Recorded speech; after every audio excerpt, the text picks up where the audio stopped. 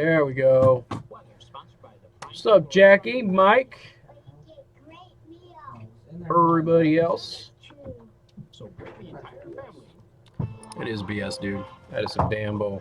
Hey, how did the studio smell when you came in? Did it smell normal or did it smell good? A few more scattered showers this afternoon with temperatures warming up to 68 degrees. Keep in mind today will be I can like smell these over here. 40 to 45 miles per hour. Could even cause a couple isolated power outages. For tonight, we're a little bit quieter, and that's Something to get Mark McGill's friggin' back sweat stench out of here. It's supposed to smell like honeysuckle, but it just kind of smells like. It doesn't smell bad. But oh. Hey, if that one sucks, there's another one over there that's probably a little bit better. Like one of them's real bad, and the other one's like sort of bad. No joke. Went into the store today to buy 2 new dongles. They were out. So.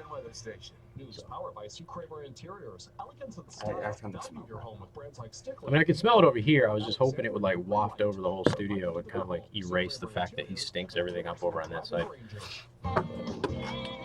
Hey, Dean, did you get a call from Chris? I saw him dial you, man. I saw him dial you. So, my guy called you.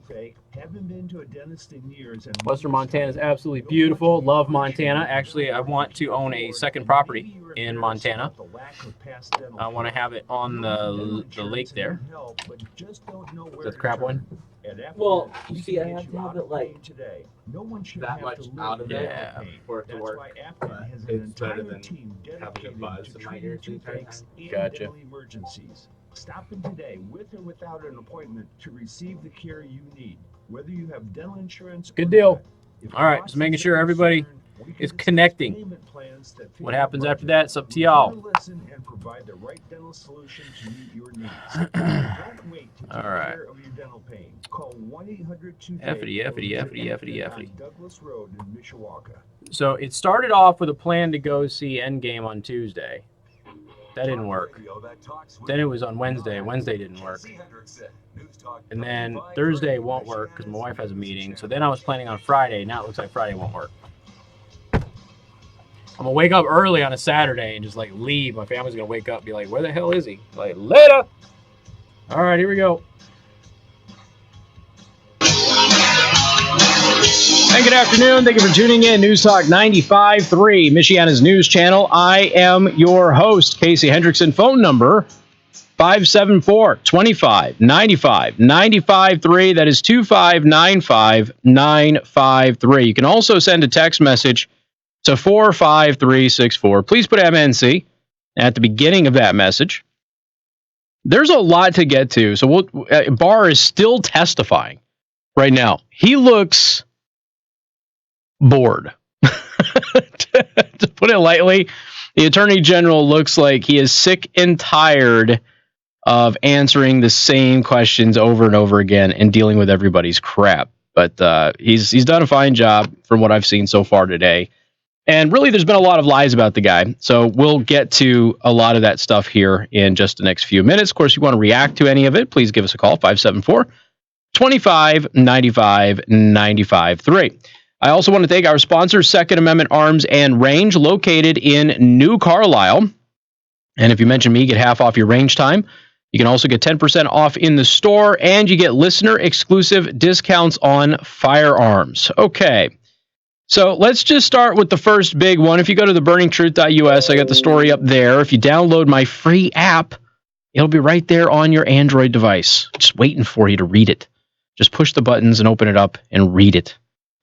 The media misled Americans on Mueller's reaction to AG Barr's summary of his reports. It's basically an obligatory post, and that's kind of how I put it. Everybody knows this by now. We should have known it last night. But so last night, the report comes out, says Robert Mueller was angry and seething at the Attorney General Barr and how he mischaracterized the findings of his report and all of this. So that's the New York Times and the Washington Post, and I'm getting these news alerts and everything else going off on my phone. And I'm like, this is all unlikely because like I've read the report. So none of it made any sense. This is one of those things, again, where if you know what's going on, right? I mean, even kind of knowing, but I suppose in this case, if you know what's going on and you know what the report says, you know what the findings of the Mueller report actually say, you've paid attention to it, maybe you've read it, or at least parts of it, And then you see a headline like that. If you're in the know, your first reaction to that is, that's not possible. He can't be upset at how the Attorney General mischaracterized the findings of his report because we have his report. And if Barr, and I said this the day that Barr gave his press conference and he introduced basically everybody to the summary of the report before the report was finished being redacted. And I said, if Barr's lying, we'll know next week. So it wouldn't do him any good because all the people are, oh, he's lying. I'm like, what good does it do the Attorney General of the United States to do a press conference after releasing a 4-page summary? What good does it do him to do a press conference where he goes out there and then he lies about what's in the report that he's now going to be releasing to everybody for all of us to see? It doesn't make any sense why he would do that. So I said at the time, if he's lying, we're going to find out next week and it's going to be a poo storm. Well, he didn't lie. He told the truth. And so when the alerts came across yesterday, what should have been the first reaction of everybody, including news media, for those of you so-called journalists and reporters, including local ones that I saw just hyperventilating last night, you should have immediately said, how can Mueller be upset at how he characterized his findings? We all have the report, and what Barr said was true. That should have been the first thing that anybody who saw those news alerts going through yesterday said to themselves. Okay, well, he couldn't have mischaracterized Mueller's report because we have Mueller's report. So there is no mischaracterization to have. If he had mischaracterized everything, we would have known it that night, the night that the report was released. So anyway, this is via townhall.com. On the eve of Attorney General William Barr's testimony to the Senate Judiciary Committee today, the liberal media decided to toss a grenade, insinuating the special counsel Robert Mueller complained about Barr's letter that summarized his report. Buried down in the Washington Post story is the tidbit that Mueller did not think that Barr's letter to Congress was inaccurate. Oh. So he didn't mischaracterize anything. Interesting, don't you think? Because they all said he mischaracterized, he lied, he did all of this, right? None of that happened.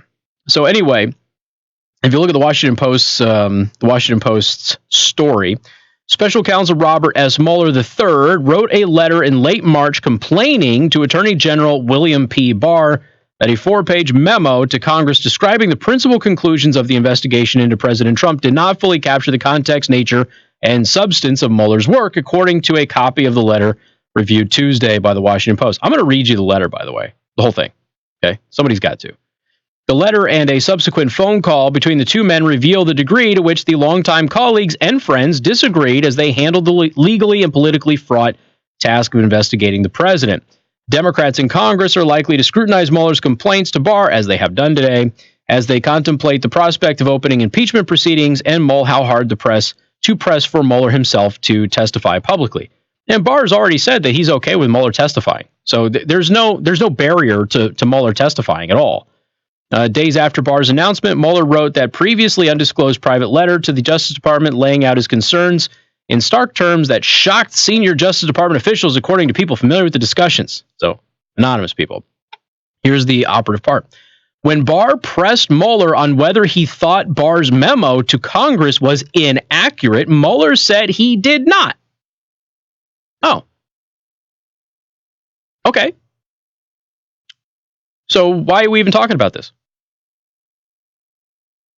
Let me read this again. When Barr, the Attorney General, pressed Robert Mueller on whether or not he thought Barr's memo to Congress was inaccurate, Mueller said that he did not. Okay. So Barr did not mischaracterize anything. Barr did not lie about anything. Barr did not hide anything. Barr sent a 4-page letter to Congress to give a summary. They were chomping at the bit for something. He gave them a 4-page summary. He allowed specific members of Congress to see the report. None of the Democrats went to see it. So if you really wanted to see the report and you didn't want to rely on a 4-page summary, why didn't you go see the report if you were one of those privileged Democrats to get that access? Why did you refuse to go see it? Mueller did feel that the media coverage of it was misinterpreting the investigation. Oh. So Mueller didn't have an issue with Barr. Mueller had an issue with the press and how the press was characterizing his investigation based on the summary that Barr sent to Congress. but Barr's summary that he sent to Congress was accurate according to Robert Mueller. And everybody is pitching a fit about this today. Like I said, we had the summary, we had the press conference, right? When Barr did that press conference, we were going to get the report the next week after the redactions were done. There's never been a report like this released where there aren't redactions. You have to protect innocent parties who cooperated and other things. So there was always going to be redactions. And so we knew that if Barr was lying in that press conference or in that letter, that the following week we would be able to expose that. And of course, nobody has exposed Barr lying at all. So last night, you have the New York Times and the Washington Post pushing this narrative that Barr somehow lied or mischaracterized the Mueller report to everybody. Mind you, we have the report. We can look at the report and see if Barr mischaracterized the report findings to everybody else. He didn't. And so when Mueller was talking with Barr about this, remember, they're friends. They've known each other for a long time. So the letter goes out there. He expresses some concerns about how Barr introduced the public to all of this. And Barr calls him and is like, was my letter inaccurate? Did my memo in any way, shape, or form, did it say anything that wasn't true? And Mueller says, no, everything was accurate.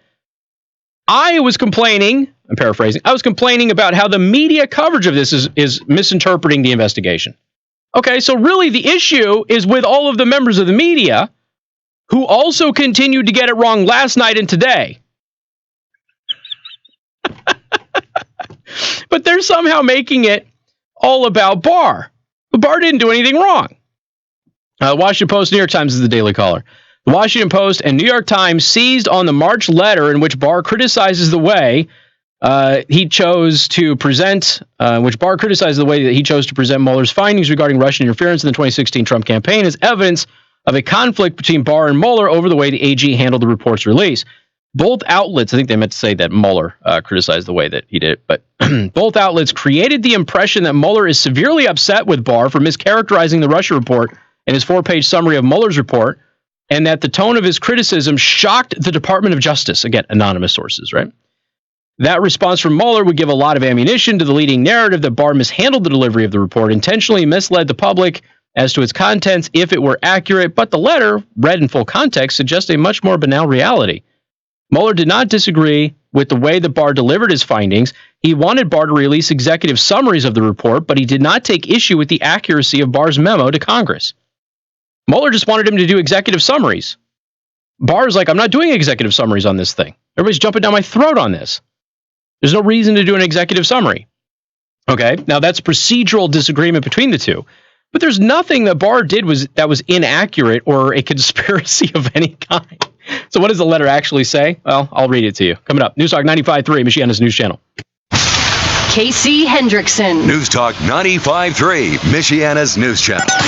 Your breaking news and weather. This is one of the most laughable non-stories I think I've ever seen. All right.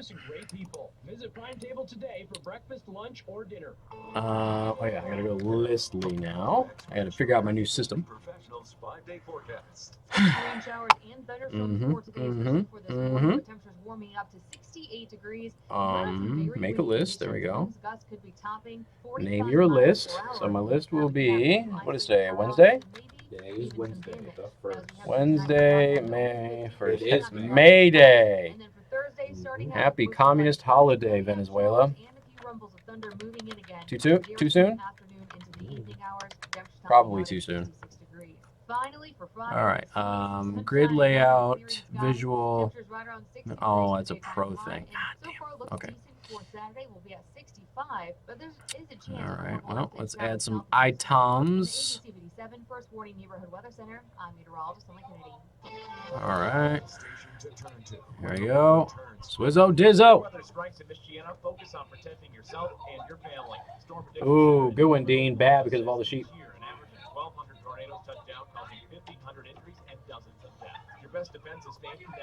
What's up, Happy? We seen our friend Flyfish in a while? I read a story the other day about how a deer that was a family pet for 8 years killed both the husband and the wife. And I got really concerned that it might have been Flyfish. They had kept this deer for 8 years as a pet, and the deer decided he was going to kill them all one day. So, yeah. As fast and as accurately as possible. That's the difference on ABC 57 News. Watch Brianne Palmeriti with Brian Conybeare and Tom Coombs on ABC 57 News 5, 5:30, 6, and 11, and on the CW25 at 10. See the difference. On The Big Bang Theory, after 12 seasons of Ah, damn it. That is not what I wanted. No, I just accidentally closed something. There we go. Thank God. Yeah, there's that. Okay, this. The Big Bang Theory, right from the very beginning. 7 nights a week at 7 on CW25. Do do do do. Do, do, do, do, do, do, do, do. Call from Georgia. Chad, what's shaking in Macon? I know the F-150 kicks butt and takes names. Like how the high-strength military-grade aluminum alloy... The funny thing about Herona is every time she says anything, you can look at her and go, I'm confused. Because that's what she said when she didn't understand the law about immigration. And the ICE chief, I think it was, had to inform her of the difference between criminal and civil penalties. Classes full-size pickups under 8,500 pounds. GVWR based on port segmentation. Now get a 2019 F-150 with 0% financing for 72 months, only at your Ford dealer. Not all buyers. Yeah, I'll gourd them. Financing 0% APR financing for 72 months at $13.89 per month per thousand finance, regardless of down payment. Program number 2103. I mean, I know it wasn't him. It was just one of those things. I was like, interesting. Delivered from an authorized Ford dealer stock by 5/31/19. See dealer for qualifications and complete details. Message and data rates may apply. Earning your degree from one of the top business schools in the country might sound impossible to fit into your workload. But what if there were a business degree that furthered your career and gave you access to world-renowned faculty, leaders, and mentors, all on your schedule? One that opened doors to some of the most you guys and the influential puns. CEOs, tech companies, law firms, entrepreneurs, Seriously. and thought leaders. And what if you could earn that degree in as little as 16 months, 100% online? To find out more, text DRIVE to 79645. No. That's DRIVE to 79645. Suppose I should open up Start the your text online messaging. MBA, Information Management, or Business Analytics Master's Program from the W.P. Carey School of Business at Arizona State AOL University dial-up today. tones. Learn more about the W.P. Carey Business Graduate Program. I feel like I should online. have the Text AOL dial-up DRIVE tone to in my intro. 79645. That's DRIVE. Just to give everybody that daily cringe as they're listening. In the morning after 5. It's Mishawaka's Morning News. News Talk 95.3 MNC.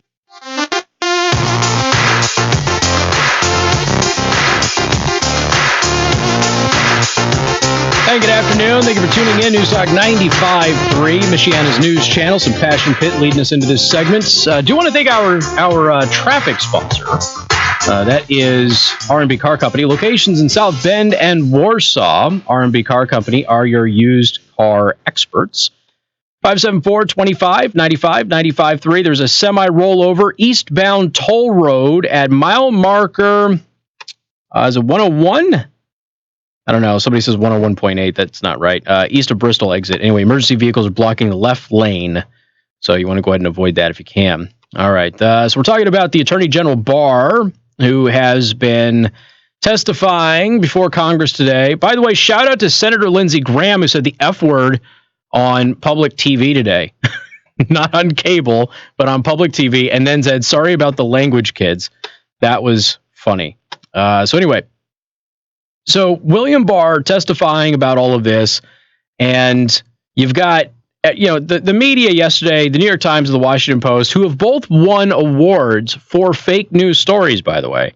They ran with this narrative that Mueller was somehow really angry and upset with Barr, and that Barr mischaracterized the Mueller report, et cetera, which, again, if you were a sane, logical person, when you saw those news stories pop up late last night, maybe early this morning, you would have said, but we have the report, and Barr didn't tell a lie, so why are we all upset about this? It doesn't make any sense.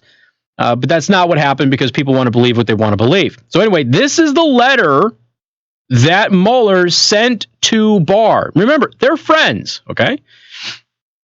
I previously sent you a letter dated March 25th, 2019 that enclosed the introduction and executive summary for each volume of the special counsel's report, marked with redactions to remove any information that potentially could be protected by federal Rule of Criminal Procedure 6 that concerned declination decisions and that related to a charged case. Now, I want you to understand, I'm reading like super, super small text here, so I apologize if it seems like I'm struggling here.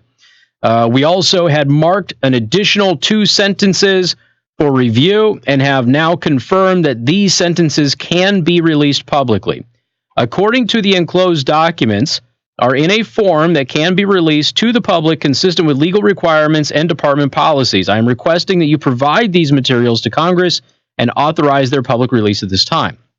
He's talking about the executive summaries that he wrote about each section of his report. Okay.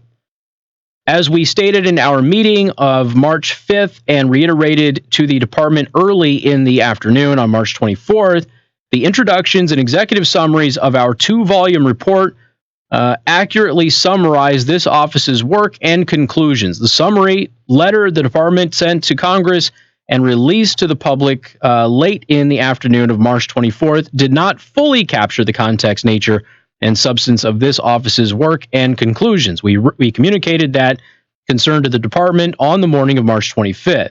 There is now public confusion about critical aspects of the results of our investigation. Now, that public confusion, I would assume, is the press going, well, why can't we charge him with obstruction then? This threatens to undermine a central purpose for which the department appointed the special counsel to assure full public confidence in the outcome of the investigation, really. So what Mueller is saying here is basically he feels that his executive summaries would have played out better with media coverage than the 4-page summary that the Attorney General sent to Congress, okay?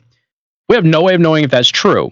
And so Mueller is basically saying my executive summaries would have quieted the swell of anger from people, and people would not be so confused and upset, and they would have had full confidence in my findings. That's not true. I mean, it's nice that he thinks that much of himself, but the reality is, if he did not say that there was criminal behavior on part of the president, then nobody on that side was going to be happy. And if he did say there was criminal conduct on the president, and yet we had never seen any evidence of it in this 2 years, then the other side was not going to be happy. There was never going to be full confidence in his findings because of political tribalism. It's that simple. Okay.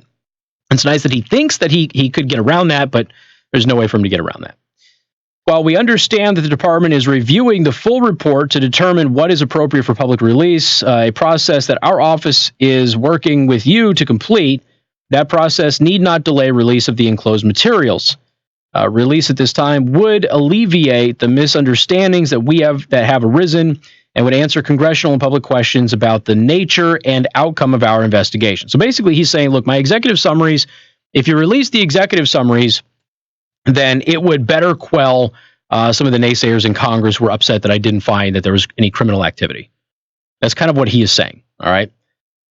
It would also accord with the standard for public release of notifications to Congress cited in your letter, C28 CFR 609C, et cetera, et cetera, et cetera. And then he said, signed it, sincerely yours, Robert Mueller III. So that's the whole letter. That's it. In no way, shape, or form did he say that Barr mischaracterized or lied or anything else. His concern was that the public didn't fully understand the findings, and he feels that his executive summaries, the 2 executive summaries for the 2 sections of his report, if those were released, he feels that everybody would have been super satisfied and super happy with his findings.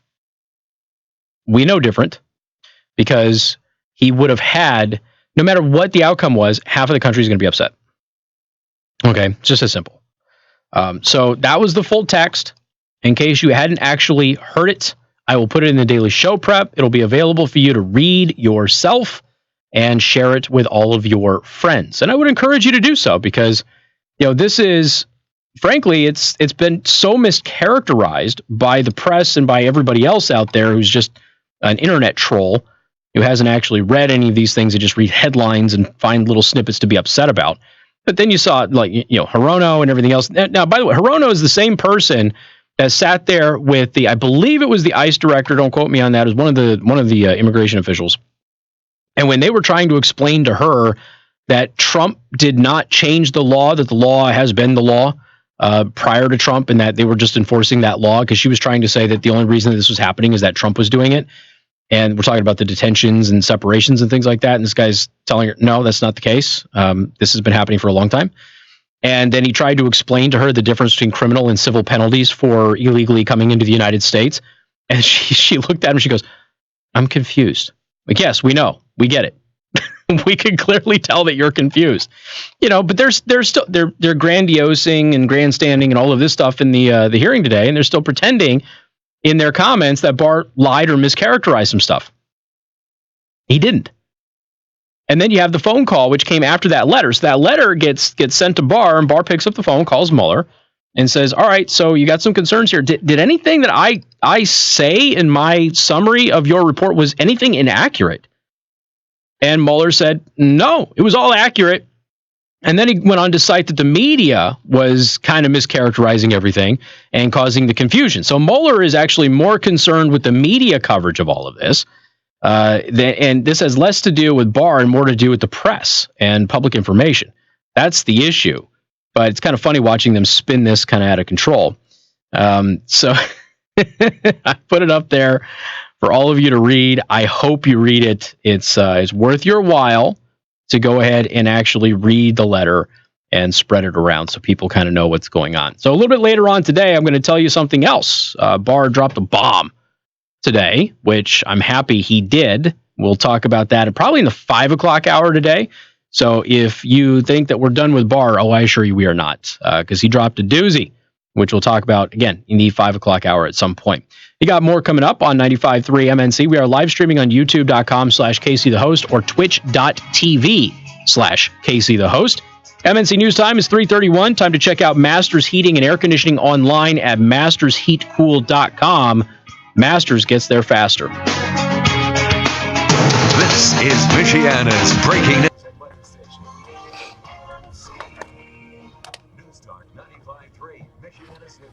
Yeah, that's just it. They wanted that report, and none of them have gone to see it.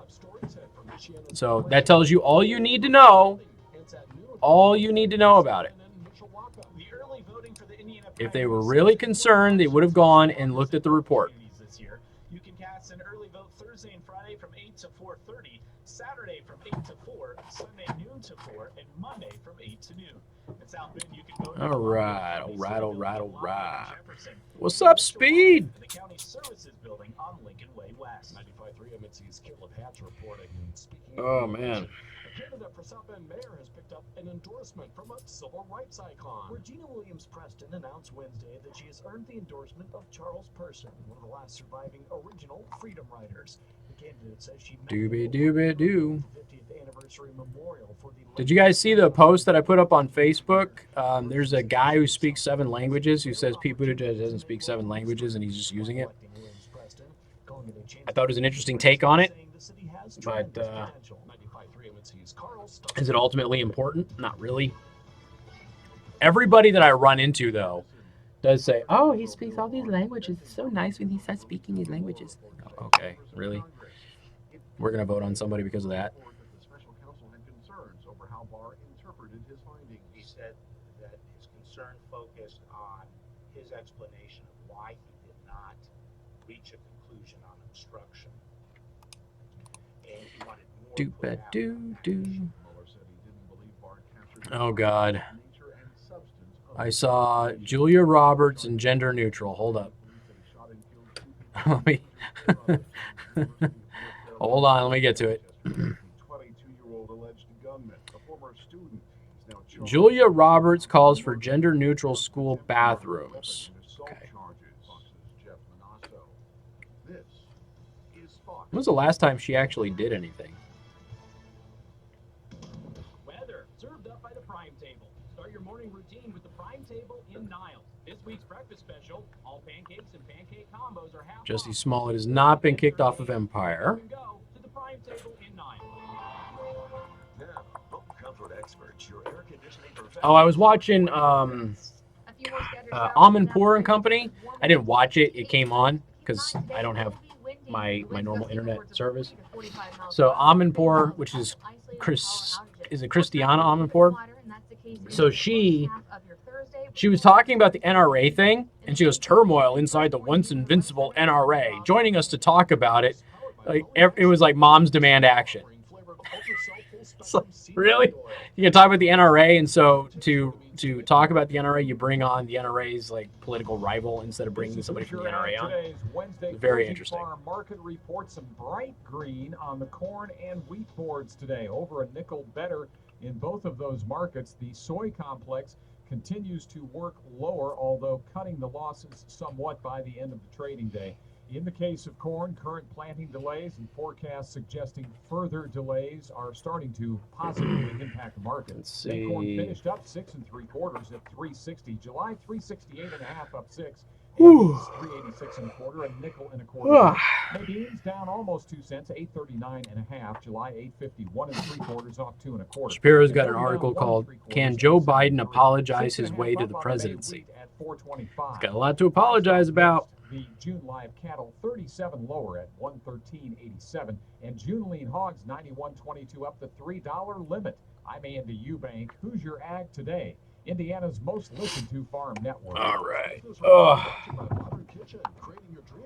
Okay. Yeah, I'll talk about the trans athletes. Like, come on. You guys are sending this to me all the time. Not you specifically, but people are constantly asking me about the weightlifter. I will talk about the weightlifter. Don't worry. Companies reported better than expected earnings, and the Federal Reserve announcing that it was leaving its key interest rate unchanged in a range of 2.25% to 2.5%. Uh-oh, what did I say? The economy continues on a healthy path, and the committee. I'm pretty sure that I behaved myself and that Happy is a liar. I'm pretty sure.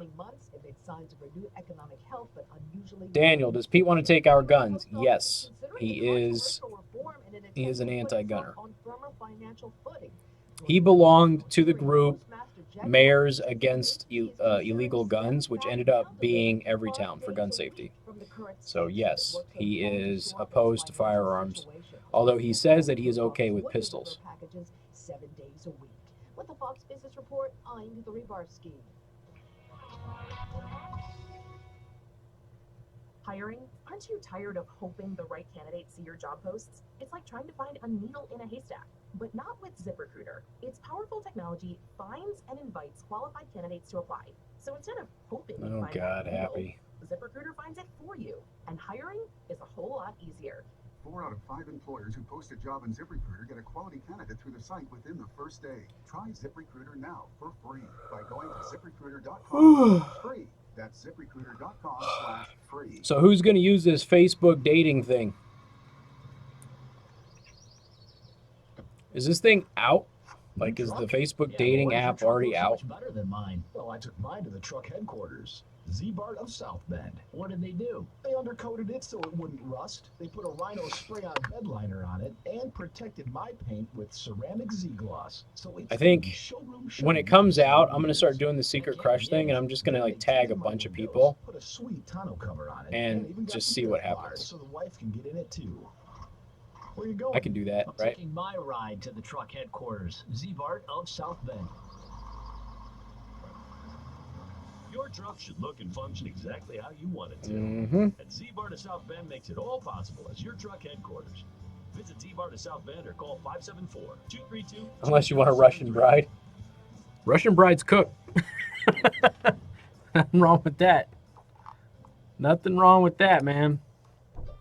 Ever wonder why Europeans speak so many languages? Maybe it's because they use Babbel, the #1 selling language learning app in Europe. Babbel's 10 to 15-minute lessons in award-winning Joe is technology pretending to can be have you John speaking today. Spanish, French, or German within weeks. I always thought I was bad at languages, but after using Babbel, I can tell you I was just taught the wrong This is way. really Now, loud. Try Babbel free. Go to Babbel.com or download the app. That's Babbel. Babbel.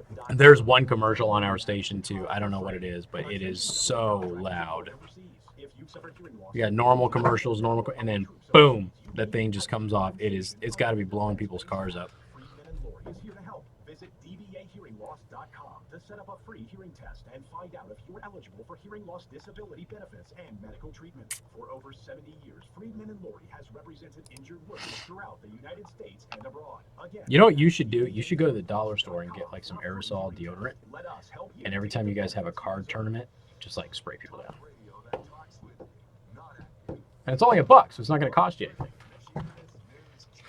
That would be so funny. Just have like the store sock, but it's the store deodorant. Pretty sure I would get fired. I bet the boss likes it. If you really want to go for funny and you don't care about your job, get like an actual stick and then leave like the armpit hairs on there.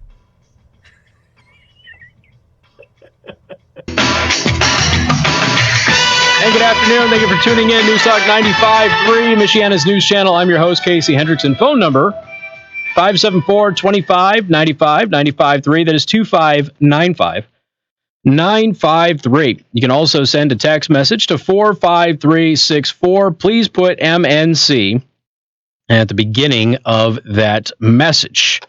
I do want to thank our sponsors, Second Amendment Arms and Range. Once again, they are located in New Carlisle. If you are looking for quality training, both on and off site, including introduction to firearms, your basic pistol courses, all the way up to advanced tactical training, go to secondamendmentarms.net, get their contact information, and give them a call. What do we have here?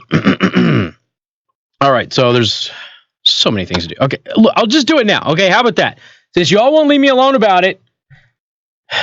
Okay, this weightlifter story. For the past 2 days, I've been bombarded with people who want me to talk about the weightlifter story. So fine, we will do it with a power lifter, what have you.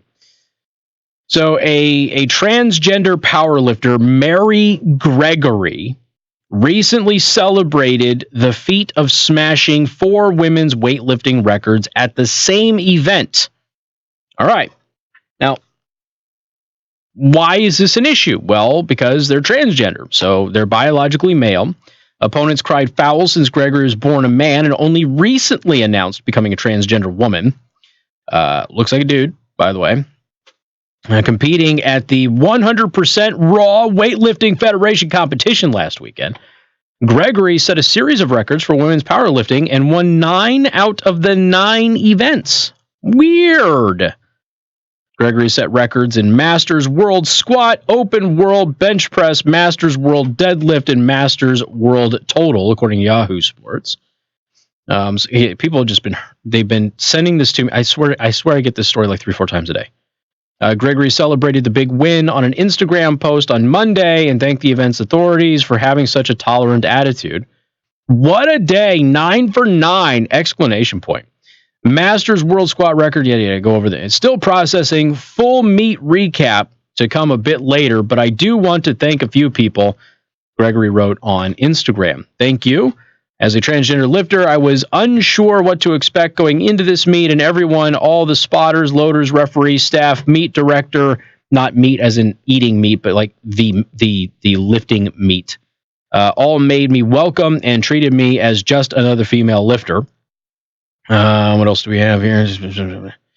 Gregory's overpowering win against the natural-born female competitors did not pass without some criticism. Former British Olympic swimmer Sharon Davies, who won a silver medal in 1980 Summer Olympics, slammed Gregory's one-sided appearance, saying that Gregory has a male body with male physiology and that a woman with female biology cannot compete. It's pointless, unfair playing field. Oh, man. That's an Olympic swimmer right there. In 2004, a 2004 gold medal winner, Dame Kelly Holmes, echoed the criticism, saying Gregory's win was a bloody joke. Quote, on Monday, Holmes tweeted, it's a bloody joke and all getting ready for biological women to boycott certain events, have a trans category if need be, but even better, a trans games. Otherwise, I'm starting to worry about the backlash and abuse that the trans community will get from spectators. It will happen. Now, again, a lot of people have pointed this out, and I just read during the news break that actress Julia Roberts has called for gender-neutral bathrooms in schools. I was like, I guess she hasn't done anything for a while, so she needs her name back out there again. This comes up a lot on the show. When we talk about the bathrooms, we talk about locker rooms, talk about all this other stuff. All right. So people ask a very basic question. Okay, if you're not comfortable using, if you're, say, transgender woman, if you're not comfortable using the men's room, but the women's room is going to be problematic and cause turmoil, why not just use a third restroom? For you. And like this athlete here, she's saying, why not have a trans games? I think a lot of people would be okay with a trans game. I don't think anybody would be really upset about that.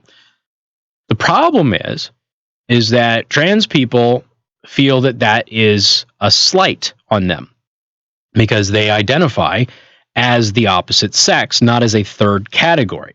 So when you tell a trans person that they're not a woman or they're not a male, but that they're this third category of transgender, you're taking away their identity, they say. And therefore, it's unfair, which is why when schools have done this on various levels, they said, we'll give you an extra locker room. We've got an extra restroom here that only you can access. And then you don't have to worry about, going back and forth in the boys or girls room. And these people have sued those various school districts because it's discriminating against who they are. And they say that they're whichever gender they identify with.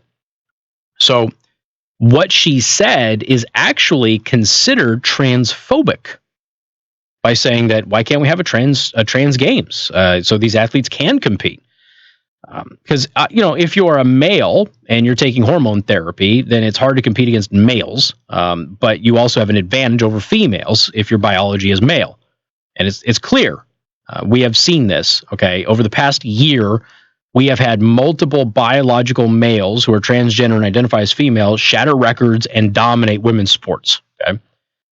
Now, there's, I guess, two attitudes here. There is the, well, hey, this is the nature of it. And if we're going to be an accepting, inclusive society, that's what we have to do.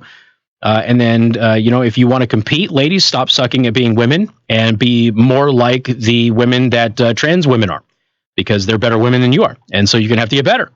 Some way, somehow, you're going to have to get better. But don't take any drugs.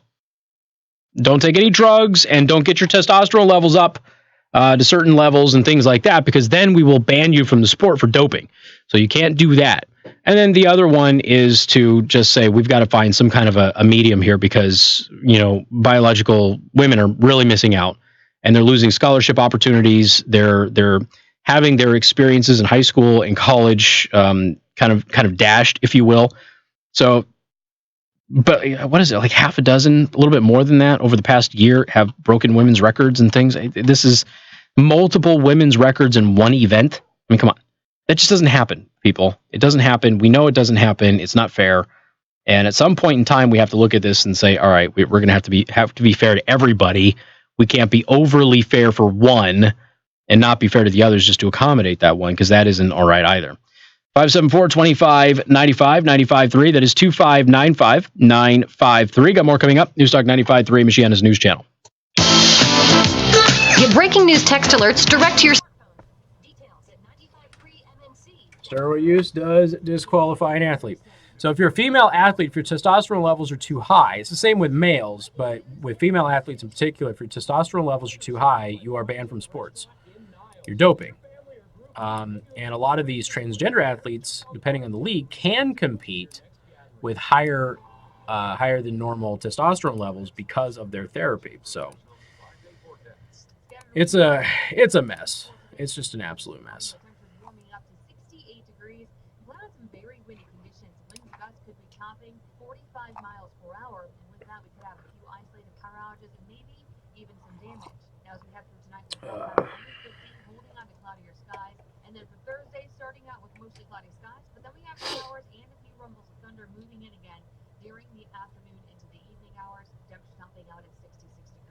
Finally, for Friday, we see some sunshine again with clearing skies.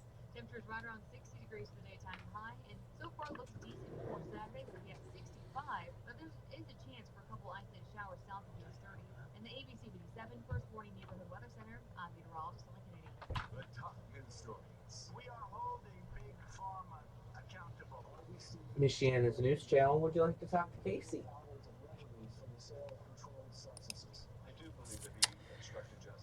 Somebody just asked Barr to investigate the investigation. Good times. Yeah. I don't know. Probably because they're not breaking a bunch of their records. Do what? There's an old way of doing things. I'll pass that on. Honest communication, a handshake, then roll up your sleeves and get to work. Day in and day out, from pouring the concrete to placing the steel. He was asking why you never hear of build is done by craftsmen who take pride in their work. This is for trans women competing in men's roll up their sleeves. The only ones that you hear about are in wrestling. Wrestling's where you hear about it the most. But yeah, it's they partnered with providers for steel. That's just it. America, like Nucor Building Systems, with locations right here in Indiana. Even with hormone therapy, a biological woman still is disadvantaged over a man. And it's So with the experience to tell you the difference between innovation and the passing fancy. Yeah, there's an old way of doing things. And maybe that's why Mid-States has worked their way to one of the highest volume metal building contractors in the country. Mid-States Construction. Let our experience help build your business. Serving Michiana since 1975. come to Grid Life in South Haven. What's Grid Life? District have mismanaged millions of dollars over the last several years and is now asking for $20 million more? Well, yes, I can't understand why they think that's okay. But also, how Is it racing? for everyone in Elkhart Community Schools District to save on having to pay this 341% increase by simply voting no on this referendum on May 7th. You can save a bundle by voting no on the 2019 Elkhart Community Schools referendum. Head over to bestforelkhart.com to find out how you can keep your property taxes from skyrocketing. Paid for by Best for Elkhart PAC. Discover your home's potential each Saturday morning on Measure Twice with Chris Kramer and Joel Kramer with experience in carpentry and interior design. They blend together a unique perspective to give you ideas, tips, and entertainment that can help enhance your home. Oh my God, that's funny, Dean. Ooh, drifting and racing track day party. Nice. I haven't seen a drifting event since I've been here, even though I know a couple of drifters, but haven't caught nearly as much racing since I've been out here. Do the Osceola Speedway a few times a year, but that's about it.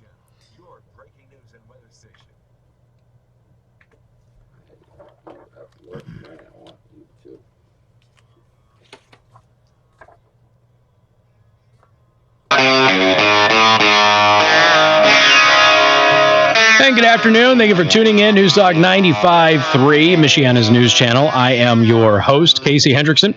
I got to tell you about Elkhart Indian Motorcycles. So this is kind of funny. So a buddy of mine was over at the house the other day, and he collects motorcycles. He has over 80 motorcycles. Okay, and he said that modern motorcycles don't really do it for him. He doesn't really like them. But he went into Elkhart Indian Motorcycle the previous week, and he said the Indian Scout. He goes, "That's a nice bike." And he goes, I might end up getting one of those. And then I pointed to mine, and he goes, wait, you got a Scout? And I'm like, yep, go take a look at it right there. And he did, and he just loves it. So I hope that he goes in and buys what I told him to. But it's just kind of interesting because the Scout has that classic styling that it'll never go out of style. The Indian Scout is one, it's a phenomenal bike. It is comfortable. It is easy to control and tame. It's a good bike for a new rider or an experienced rider. It's got plenty of power, and it just looks awesome. Great bike, just a really good bike. And by the way, stay tuned for moto vlogging. That is going to be coming as well as I ride my Indian Scout around Michiana, and I talk to you with my little microphone underneath my helmet and my GoPro. So it's going to be a lot of fun. But if you go to Elkhart Indian Motorcycle, of course, check out their entire lineup. And they've got the new motorcycles in there as well. They've got used motorcycles. So if you're looking for, getting something that's used or what have you, they've got all of that too. Just a whole lineup of amazing bikes. They're an amazing company. That dealership and the way that they are staffed is phenomenal. It is a friendly place to go. It is not high pressure or anything like that. You are acknowledged when you come in.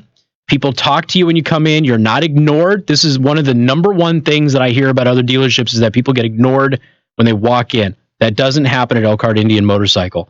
And if you just want to come hang out, come hang out. They have a lot of family-friendly events as well. So make sure you subscribe to Elkhart Indian Motorcycles events, and they'll go ahead and send you their little notification and everything else. But honestly, great community, fantastic product. You're looking for customization and modification for your bikes, whether it's Indian or not, they have the perfect service department to go ahead and do that. Go to ElkhartIndianMotorcycle.com. They're located at 3016 Brittany Court in Elkhart, Indiana. Make sure you let them know that I sent you and get yourself a real bike. Get an Indian. 574-2595, 95.3 to the phone lines we go. Mark, welcome to the program. Hey, how you doing? So when are they going to end the Title IX on sex discrimination in colleges now? What about Title IX? Yeah, Title IX, Title 10. Yeah, what about it, though? Well, they're transgenders, so are they discriminating against women anymore, or... Well, there's some people who have said that this could lead, as you get into collegiate athletics, this could lead to some Title IX issues. We don't, we have to wait and see, but there are some colleges that are looking for trans athletes. Some are shying away from it because they don't really know how to handle it with the leagues and everything else. So it's gonna be one of those things that has to kind of play out. But this is in particular with this last story. We've talked about this a couple of times, but with this last story, this is a person who only recently announced that they were transgender, shows up at this event and smokes everybody, wins all 9 events, breaks 4 world records in one event, and they're only recently a transgender. So there's a lot of women who obviously I know women powerlifters. I've got a lot of powerlifter friends, and they are furious about this because they bust their hump every single day, and then somebody just walks in who is built almost like a 300-pound bodybuilder, and they walk in and they just dominate the event, and women can't compete with that. And this is going to happen in the WNBA, and look, it's going to get to a point where society is going to have to make a decision on if they are going to accept this universally or not. And if they're not going to accept it universally, the trans community is going to have to accept what would be deemed reasonable exemptions. And until we get to that point where everything just kind of butts heads, we have that possibility like you're talking about, where maybe it goes to the WNBA. Look, the Iranian soccer team, they've got a whole starting lineup, the women's soccer team of men. They're all transgender in a country where being transgender is not accepted. I mean, come on. But this is, we know what's going on, right? The Germans and the Russians and all of the stuff that they did. And I have to go back. Was it the Chinese swimmers that were actually men? And there's a whole host of things that have happened in Olympic history that, this kind of ties into. But we're going to have to get to a point where the trans community is going to have to accept reasonable restrictions and be able to compete separately, or society is going to say, all right, we're all in. And at which point you're going to have a large chunk of female competitors who are basically pushed out of the sport. Right. Or they're going to go overseas, which might happen. They could go overseas. Well, going overseas isn't going to help if they're all doing the same thing. Yeah, I mean, maybe it depends on where they play, I guess. I don't know. I hear you get actually paid pretty well to play basketball in like the Slavic countries. So I don't know. Man. It's going to be interesting. All right. Appreciate it. All right. Take care. But yeah, this Title IX thing has been brought up a couple of times on what universities are going to do.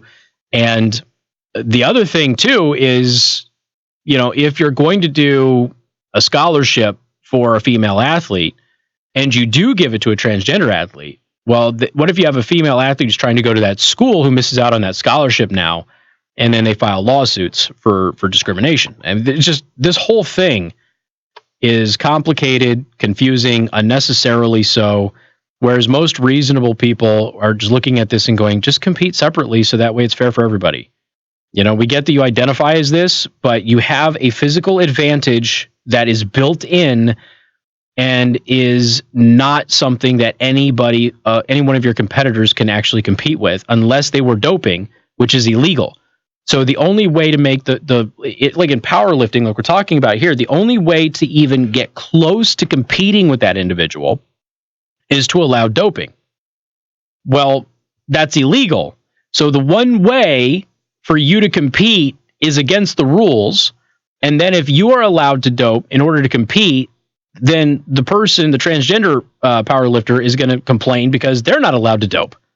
And therefore, it's giving everybody an unfair advantage. I go back to Bigfoot. Bigfoot 8. All right, so Bigfoot 8, for you monster truck fans, is the fastest monster truck ever made.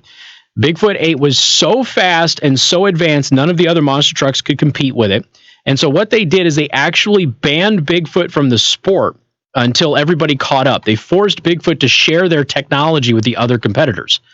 So that's the only reason that we have the monster trucks that we have today. Bigfoot 8 was the only one that was doing it, and they were destroying everybody. They kept telling them they had to do things to slow it down. They did. And then eventually got to the point where they said, you're not allowed to compete. You have to share your technology with everybody else if you still want to be a part of this. And Bigfoot disappeared from competition for a while. And then other trucks got faster as a result of using Bigfoot's technology and Chandler's technology, I should say, because he owns Bigfoot. But, it's not fair. Bigfoot had a competitive advantage. They could have had this huge run. And what ended up happening is all of a sudden we had this huge run of Gravedigger. Bigfoot wasn't around for a while. And then we had some of the other trucks and everything else when it never really should have happened because Bigfoot developed all of this stuff on their own. And it was seen as, it's unfair and you're cheating. It's not cheating. It's capitalism, free enterprise. Innovation is supposed to be rewarded. So we're kind of at that. I know we're talking about trucks versus people, but we're kind of at that point where you have a transgender athlete who is a biological male and a large biological male at that, a very muscular biological male. And the women out there, they're not going to be able to compete with that. There's just no way for that to happen without them seriously putting themselves at risk using dope, which is already against the league rules anyway. So there's going to have to be some concessions at some point somewhere. All right, folks, we are live streaming on youtube.com/Casey the Host and twitch.tv/Casey the Host. More coming up. News Talk 95.3, Michiana's news channel. WTRC FM and HD1. Yep, they did to NASCAR too. It's one thing if you have a league, though, where you're saying everybody uses the same platform, everybody uses the same engines, you can tweak this, you can tweak that. Okay, if you have that going in, that's one thing. But when you don't have that, and it's an open league, and you make your own technological developments, and then all of a sudden the league is like, whoa, you're not allowed to do that. That's not fair that you're better than everybody else. That becomes a different story. So.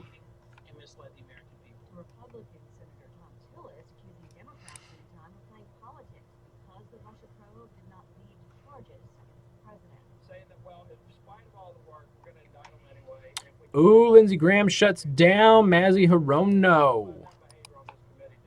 What did he say? What did he say? What did he say? Attorney General Bill Barr told senators that he called Robert Mueller after he received a letter from the special counsel in which Mueller claimed that Barr's summary of his report did not fully capture the context. I'm still a Bigfoot fan. I said, Bob, what's with the letter? I just pick up the phone if there's an issue. And did he trip? Nice. All right, here we go. Lindsey Graham apparently interrupted Hirono. The last question that I have is 17 seconds. Do you think it's okay for a president to offer pardons to people who don't testify against him to threaten the family of someone who does? Is that okay?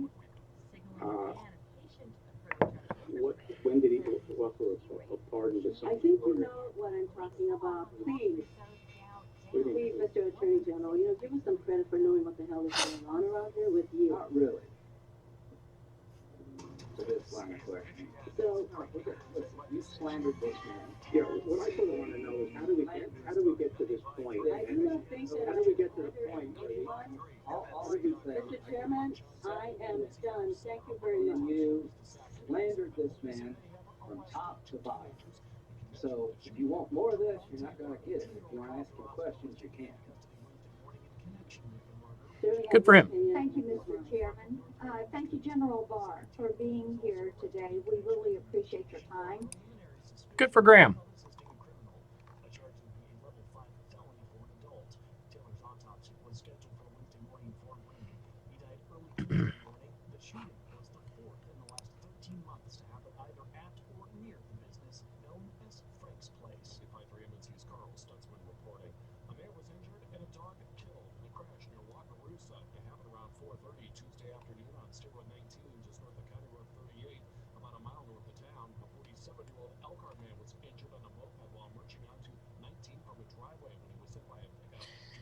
Yeah, I'm with you, Michael. I don't really like the new.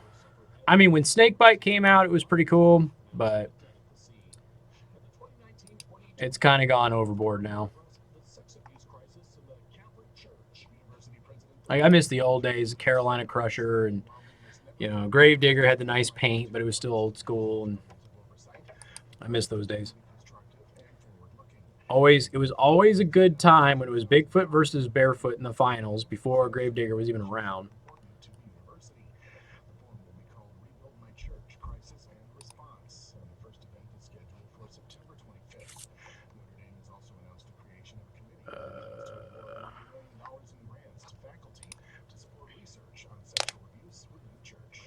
Yep, it was. It was a sad day. I mean, I don't blame them, though.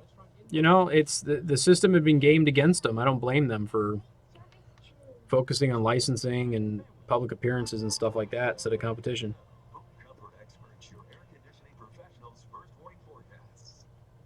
I mean, Bigfoot 10 had a decent run, but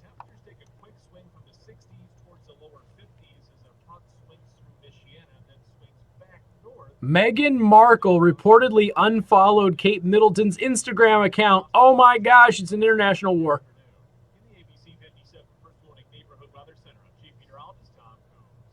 Didn't you say that Kate Middleton got cheated on?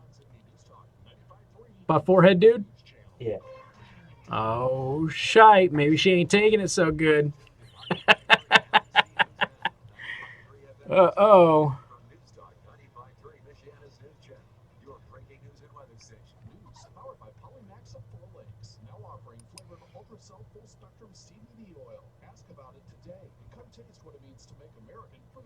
Oh, man, you went to an indoor stadium. See, I did too. So the first time that I saw him was at UNLV, Cashman Field. And, oh, my God, it was so friggin' loud. So loud. They don't tell you how loud those damn things are. Physically hurt the first time I saw monster trucks.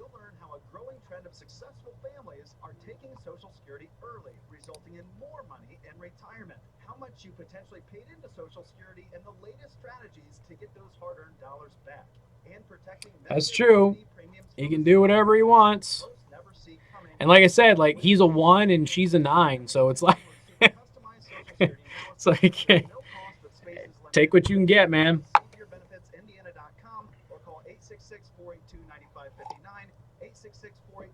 She's probably wised up. She got sick of him, so she's not giving him any anymore. Because he's gross. Call from Georgia. Chad, what's shaking in Macon? I know the F-150 kicks butt and takes names. The food police shut down a 7-year-old's lemonade stand. Damn you bastards. Not surprised. Tell her you saw that coming, Chad. How do you know My daughter really wants a lemonade stand this year. So, we are going to do a lemonade stand this year. I think that she should come here and do it out front. And listeners should come by and buy lemonade for my kid. That's what I think should happen.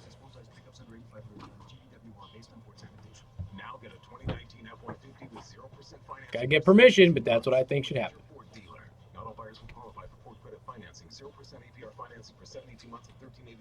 Could have a whole charity thing, maybe have some Nelsons out there. But no chicken, just the tri-tips. I want to do a Nelsons event where there is no Nelsons chicken. As long as I get my potatoes. The potatoes have to be there. Like, you have to have the potatoes. Other than that, I just stick to orders and Lowe's. There you go. I hate myself in the coming days, but I'll be happy. Roland's going to be the first in line for the lemonade. And good afternoon. Thank you for tuning in. News Talk 95.3, Michiana's news channel. I am your host, Casey Hendrickson. Phone number 574-25-95-95.3. That is 2595-953. Oh my God, he does look like the Mad Magazine person. I posted a thing the other day about Pete Buttigieg looking like the kid on the cover of the Rage Against the Machine album, right? And then somebody else had posted that he looked like, I forget the name of the character on Mad Magazine, that he looked like him. And I didn't really see it until I just saw this picture here. And this picture here, yeah, he looks just like the kid on the Mad Magazine cover. Huh. I've never noticed that before. It's just the angle that did it, but I never really got the impression of that. But anyway, there's an article about Mayor Buttigieg in Reason.com. We'll get to that here in just a second. I do want to thank our sponsor, Second Amendment Arms and Range, once again located in New Carlisle. If you mention me, you get half off your range time. So everybody knows that going shooting is fun for any weather. So if it's raining outside, go inside and make it rain, lead inside for half price. Buy your ammo, everything else, and you get great discounts on that just by mentioning me. Go to secondamendmentarms.net for contact information.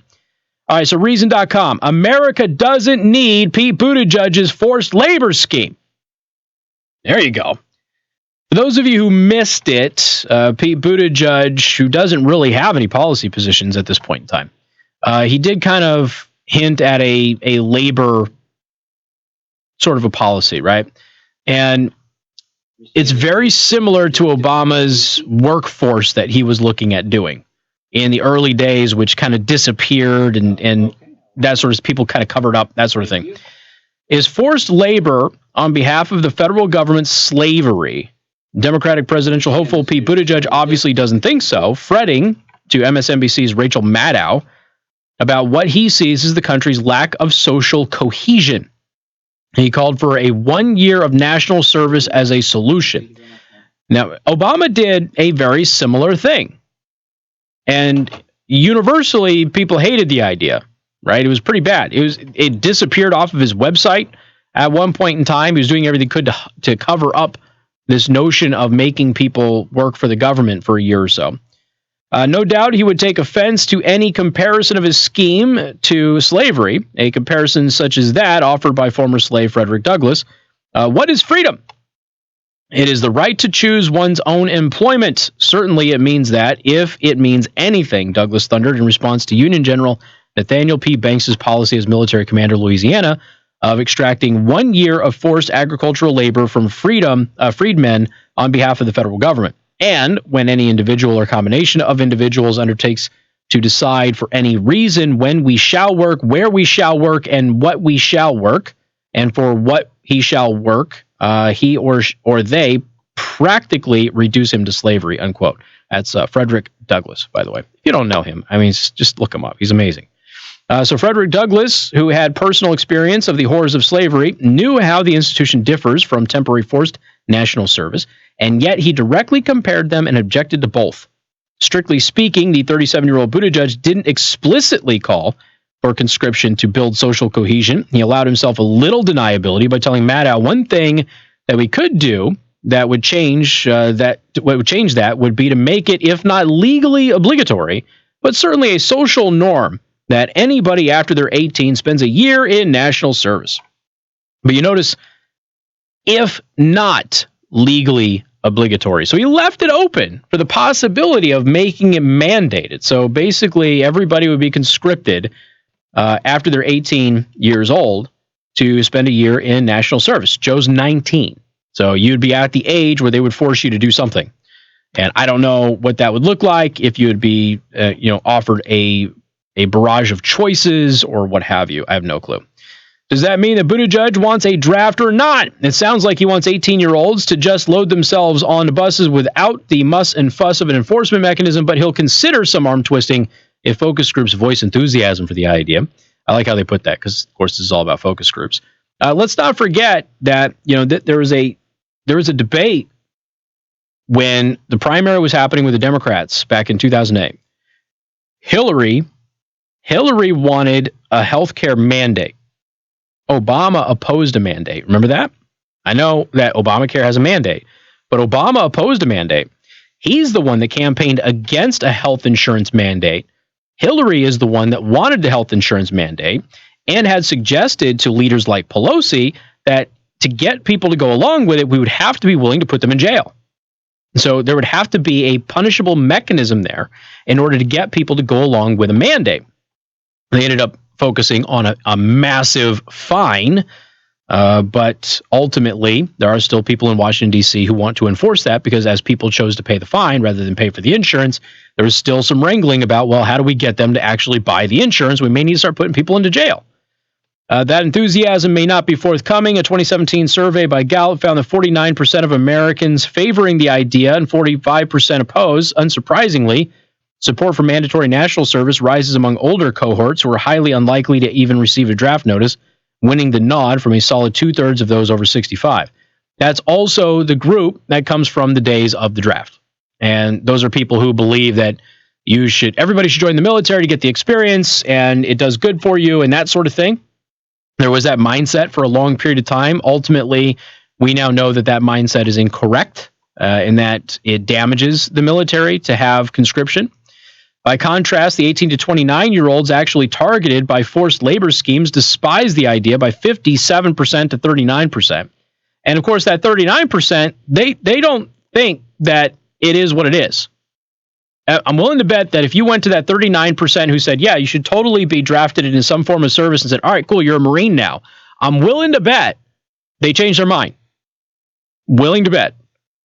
Buttigieg seems to think that allowing a choice of civilian or military tasks to fulfill the whims of political addresses concerns about mandatory national service, but for many people, it's the mandatory part that poses the problem. So Pete Buttigieg has basically said, I'll let you pick civilian or military. It's up to you. But again, if you don't want to do any of it, then what's the point? Why should you be forced to do something that you don't want to do? This is a free society. Not only is this a free society, this is the prototype free society for the rest of the world. You got to understand, everybody who is a free society at this point in human history copied us.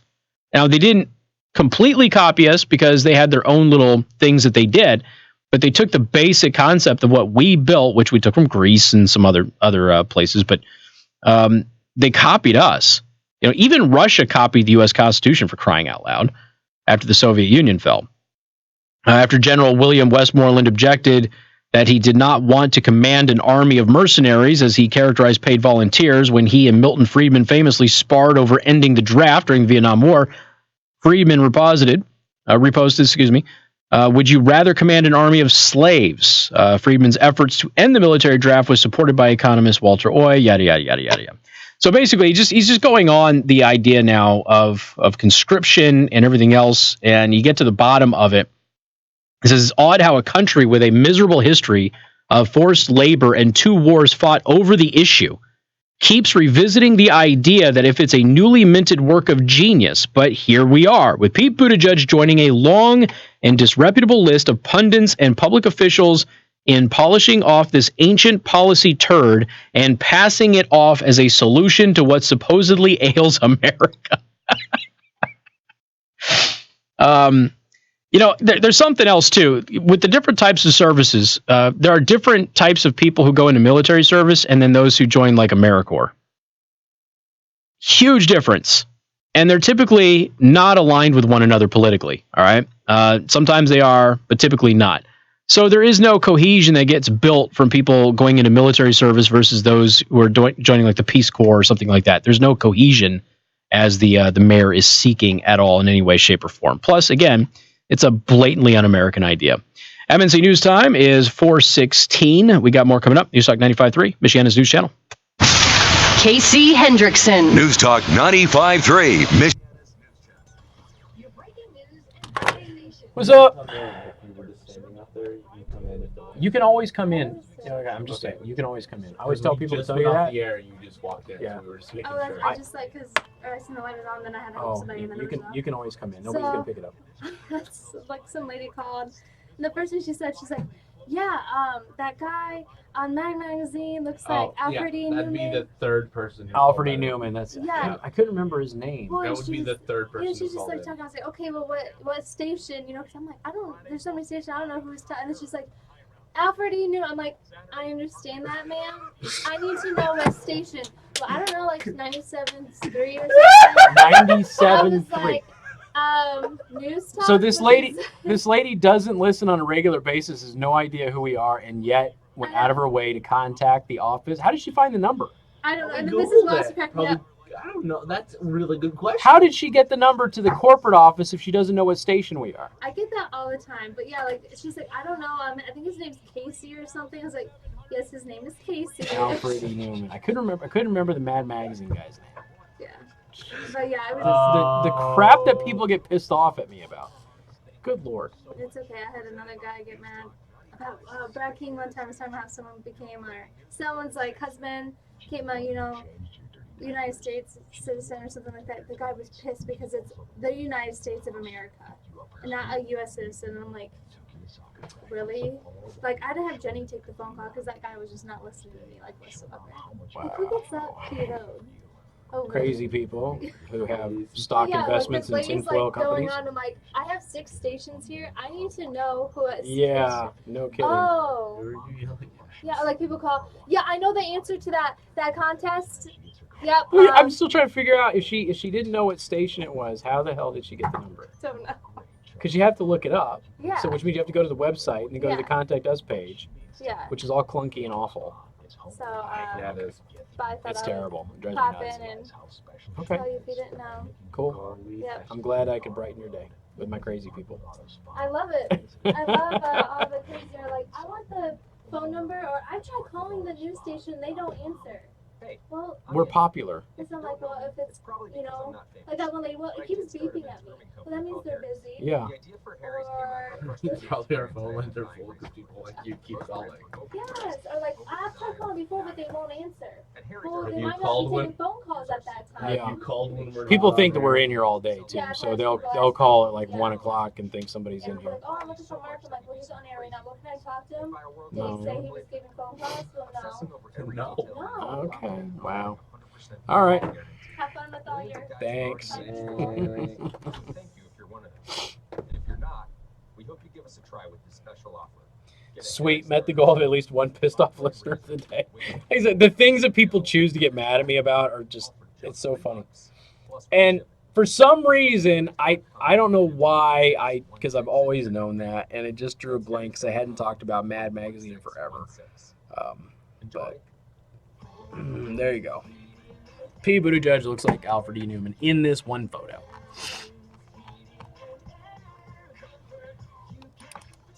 Good Lord. I don't even want to look at the text messaging now. I haven't had a chance to look at the text messaging yet, and I know it's just going to be full of Mad Magazine stuff. What I should have said is he looked like Will Sasso for Mad TV. Because it's both inaccurate and still funny. What? Yeah, a sick, ridiculous number of Alfred E. Newman texts. And then I got a couple of you texting it to me on the live stream, too. People we know. Casey, got any sound bites that you can play on the radio? Watch Lindsey Graham shut down. We already played Hirono. We did it off air, though.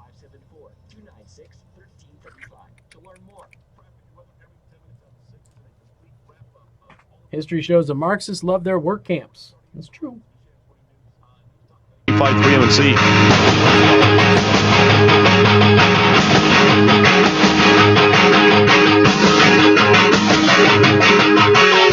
Oh, the things that people choose to get angry at me about. It's like, I'll say the way she grind people up and put them in potholes to fill in the potholes, like it's a free resource, and nobody gets angry. And I space out because I'm exhausted. I space out about Alfred E. Newman's name for 5 seconds, and the angry phone calls that my gatekeeper has to take, not the studio. The girl up front in the corporate office, which is a different phone number, is kind of interesting. But thank you to the millions of you who texted me, posted in the live stream, or called angrily at my poor gatekeeper who's just doing her job, that it was Alfred E. Newman. Thank you. I just, for some reason, I couldn't remember it, and I don't know why. I think I'm just tired, folks. All right, 574-25-95-95-3. That is 2595-953. You can also send a text message to 45364. All right, Joe, here's what I need you to do. What's up? You have homework. You need to pull up the text of the U.S. Constitution. And I don't mean a graphic. I need something you can search. So you can Control F and something like that, okay? Because this is going to be extremely important to what I am about to ask you to do. By the way, do you want to thank R&B Car Company, locations in South Bend and Warsaw. R&B Car Company are your used car experts. Okay. All right. You got it? I think so. You can do a Control F and everything else and search it and all that. Well, hold on. Doobity doobity. I'm trying to make sure. I think that's just the Bill of Rights. We want the full thing. No, I want the full United States Constitution. I think it's important. Okay. Very important to what we are about to the interactive impart upon. California Congressman and 2020 Democratic hopeful Eric Swalwell. He's the guy who said he wants to nuke you. Okay. Took a lot of grief on Twitter for advocating on behalf of an equal rights amendment to the Constitution. Now, this is a guy who doesn't believe in the Second Amendment and says the Second Amendment is not an absolute right to firearms. Okay. So to have him saying anything about the Constitution is a little strange. Okay. All right. So do me a favor. Control F man. Okay. Oh, okay. Man. Find a different thing then. This is man. Go to now, the thing. So. But it wasn't advocacy that was mocked. It was his knowledge of the document that he wants to amend. A document that he, as a member of Congress, swears an oath to support and defend. All right. So what did Eric Newcomb Swalwell tweet out that has everybody talking about this? And why do I have Joe over there with a U.S. Constitution in a searchable format? So this is what he tweeted out. Do you know how many times the word woman is mentioned in the Constitution? 0. That is unacceptable. Women must be equally represented and equally protected. Okay. Joe, how many times did the word man come up in the United States Constitution?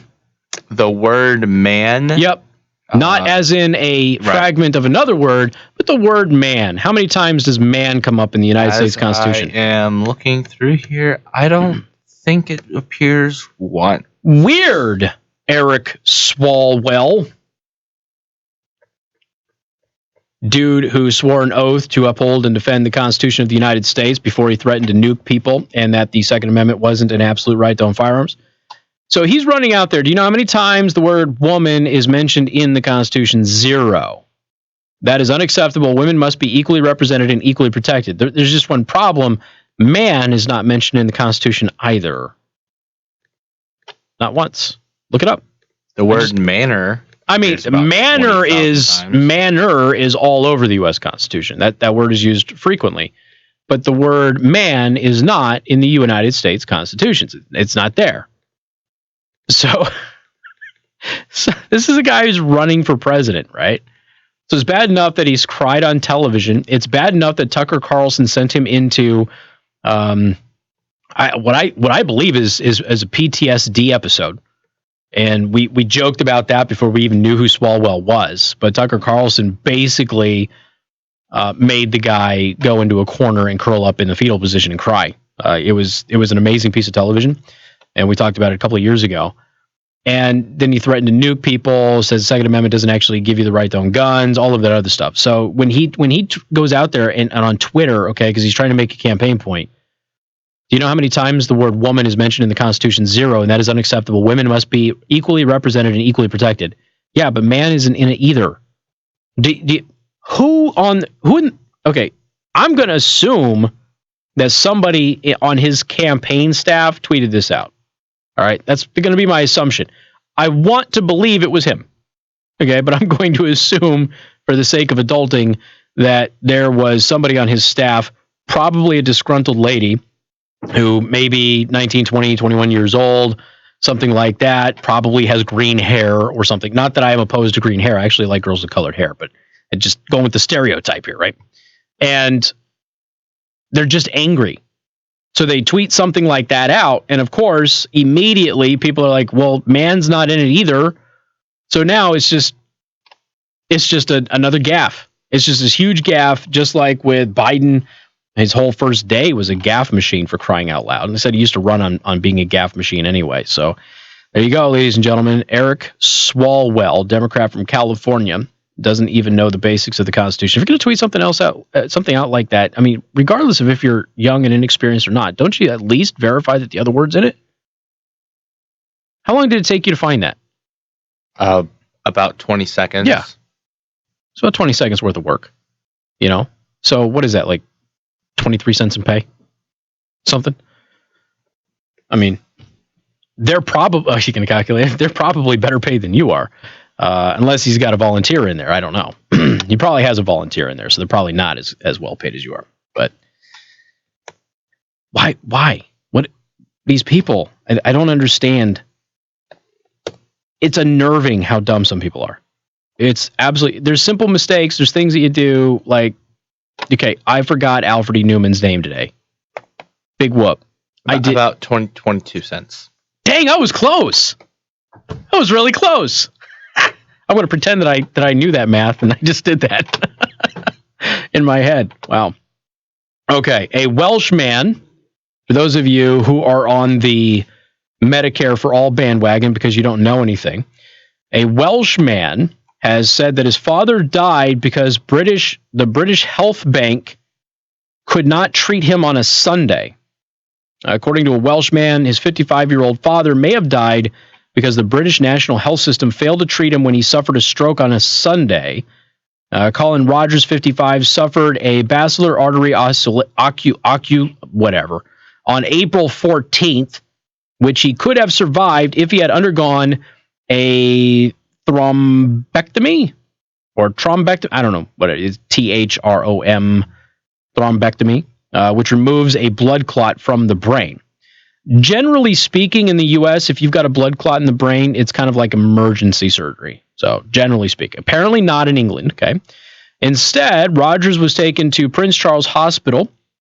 The University Hospital of Wales in Cardiff could have performed the procedure, but enough specialist staff were reportedly not available, and then he died on April 18th. So he had he suffered the stroke on the 14th. He died on the 18th because they didn't have the personnel available on a Sunday, because who wants to work on a Sunday? His son, Callum, 26, stated, although we don't know what the outcome would have been, this potentially could have saved his life. My dad was denied the chance of survival as Wales does not have access to this treatment and doesn't have any units. We were also told by a stroke consultant that if he fell ill on a weekday, they would have had a chance to transfer him to a specialist unit in England. Because this was a Sunday, it was impossible. To find this out is just gut-wrenching.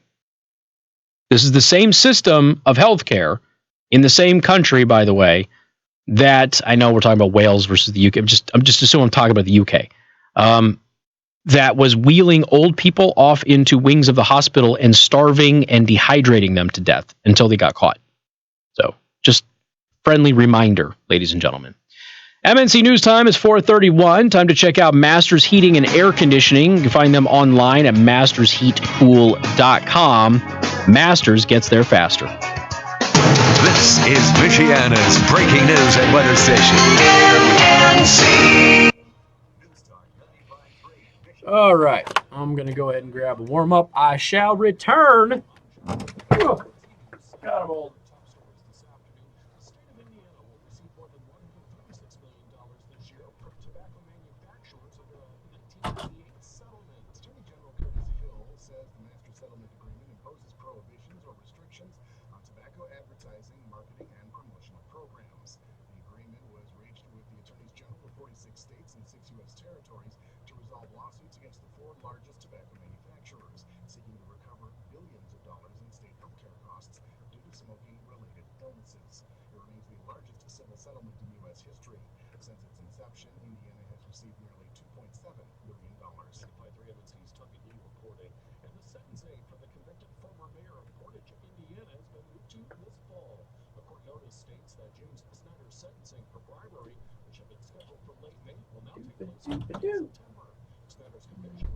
Oh man, what do you think the mystery flavor is going to be? I don't know. Building mystery. Old song. It is purple and orange.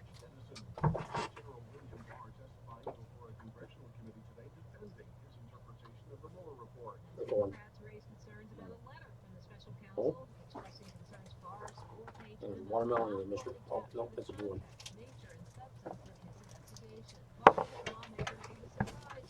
I had to refill Jenny's candy dish, so I kept a couple for myself. Ugh.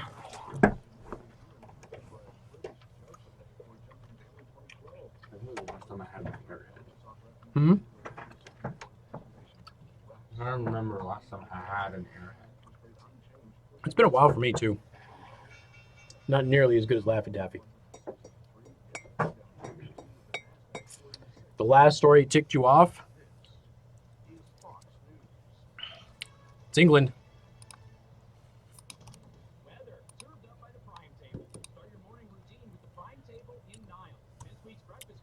There was something that I was going to put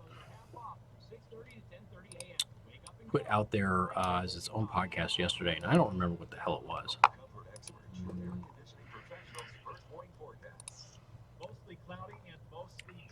I got sidetracked with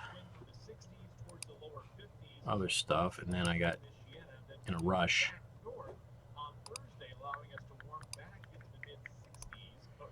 I got this friggin' eye twitch, dude. I want to gouge my eyeball out. I don't think that would help. If I gouge out this whole area, it should help, right? Like the whole thing. I can get a cool eye patch, like Crenshaw. I'm trans eye patch. That's what I am. I want an eye patch. Don't nuke me, bro. LMFAO.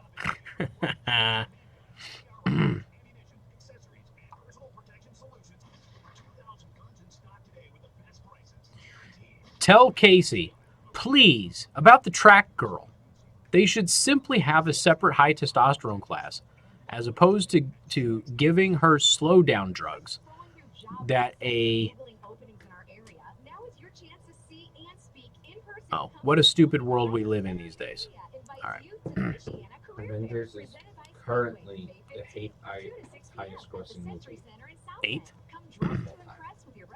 And it's been out for what, like 4 days?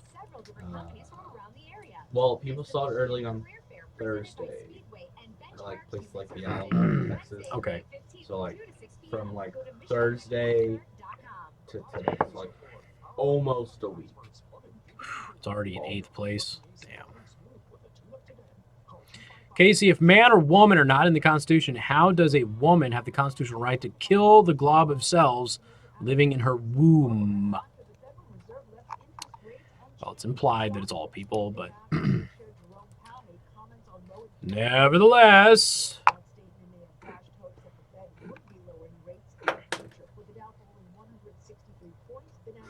Oh. Try drinking some tonic water for the eye twitch. It worked for me. How would that work? That sounds like Chinese gobbledygook. That's what that sounds like.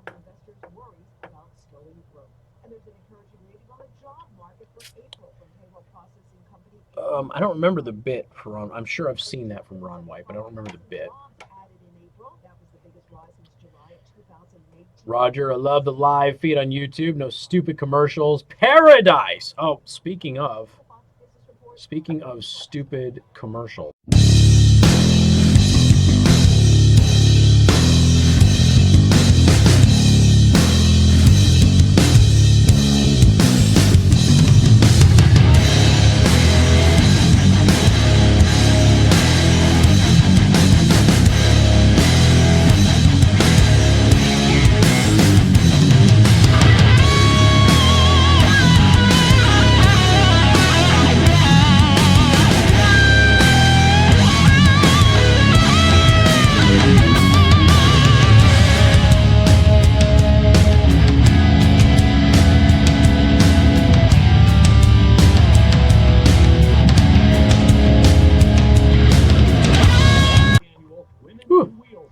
That was weird how that commercial just showed up out of nowhere. I'm such a jerk. But thank you for liking the live stream. I appreciate that.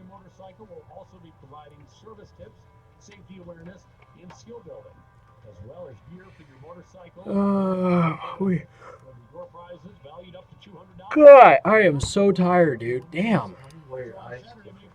That's what I'm thinking. I just happened to me for about 3 months my senior year. Yeah. Good. Oh, there's been a lot of Briisms over the past couple of days. I should probably read some of them to you.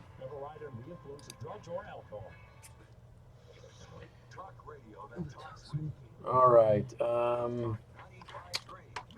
Casey. Me? Troll somebody? I would never troll anybody. That would never happen. What are you talking about?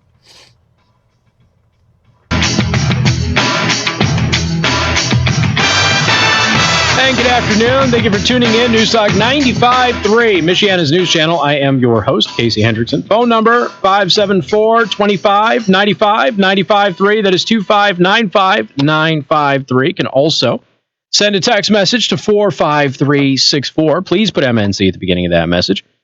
I do want to thank our sponsors, Second Amendment Arms and Range. So here's the deal. People have asked me about their training. All right, first of all, rave reviews from listeners about their basic pistol classes when they have them.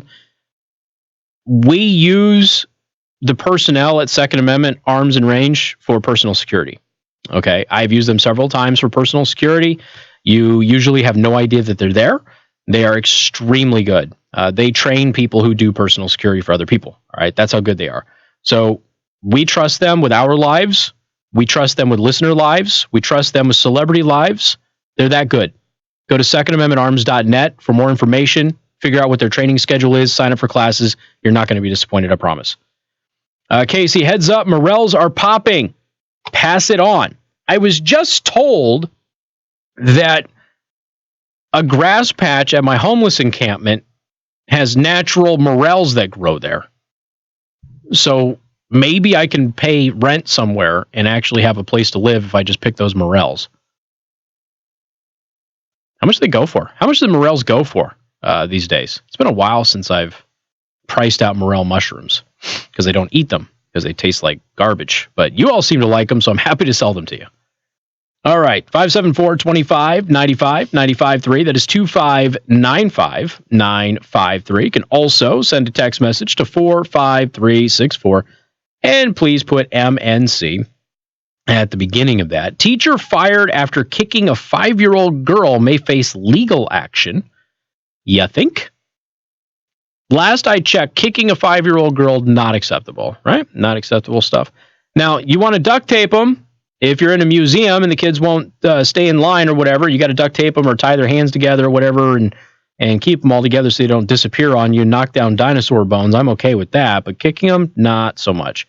On February 21st, a teacher at an elementary school in Kansas first yanked a 5-year-old girl out of a bookshelf, waited until a staff member turned away, then kicked the little girl in the back. After the school was notified of the incident, the teacher was immediately placed on leave. She was fired from the school on March 25th.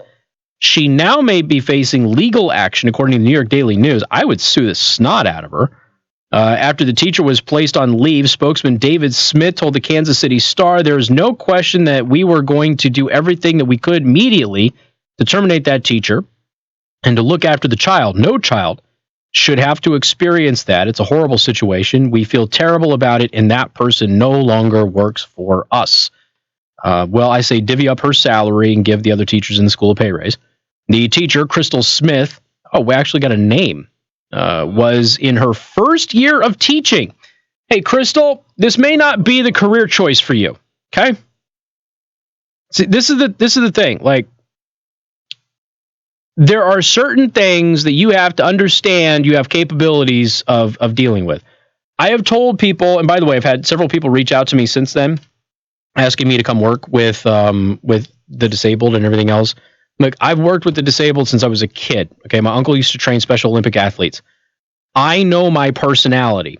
I am not a patient person. I don't have the temperament to give them the proper attention and personality that they need so they can succeed. I know that.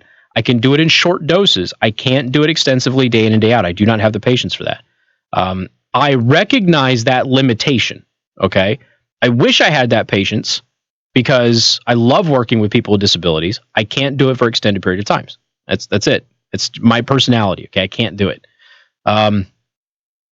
So recognizing those limitations in yourself are going to serve you, as opposed to this whole, I'm just going to go into this thing because, I like kids when they're good, or, hey, the pay and the benefits and the 9-month or 10-month work year, not so shabby. A lot of people look at the profession that way.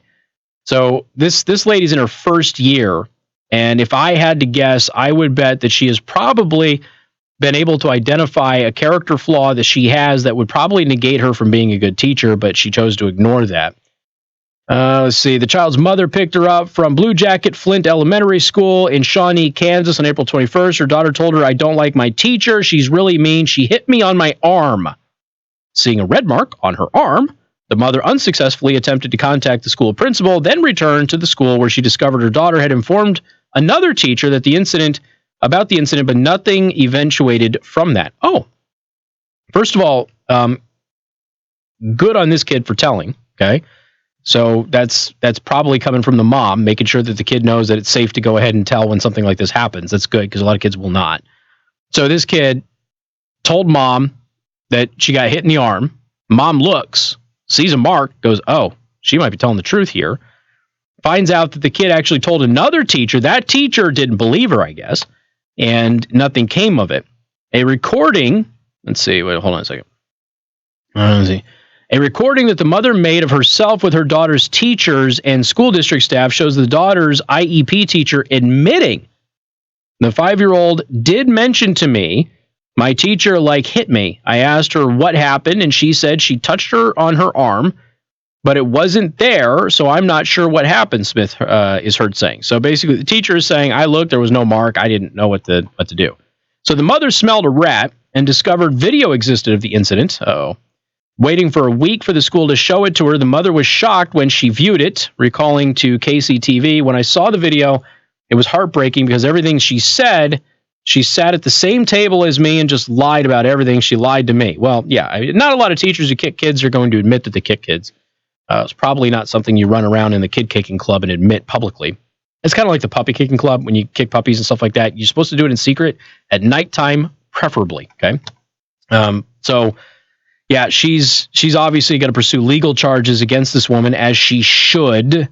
Now the school will probably have to be named in that. I don't know how the Kansas laws work with this sort of thing, but in some states you got to name the employer as well, even if you don't want to name the employer. So, yeah, maybe don't kick 5-year-olds. And if you have a personality that might want to kick a 5-year-old, probably don't go into the teaching profession. Just saying. Maybe you move to Shanghai and you work for Apple, because then you can abuse all of the little kids in the iPhone factories and nobody cares. Got more coming up. News Talk 95.3, Michiana's news channel. Casey Hendrickson. News Talk 95.3, Michiana's news channel. Boy. First year teacher.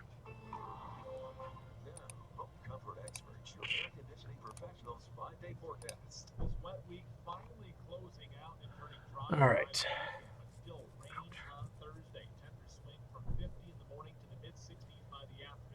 If this were a better world, we could sell our wives, but as it is, we don't live in a free society, folks. It's unfortunate, but maybe one day.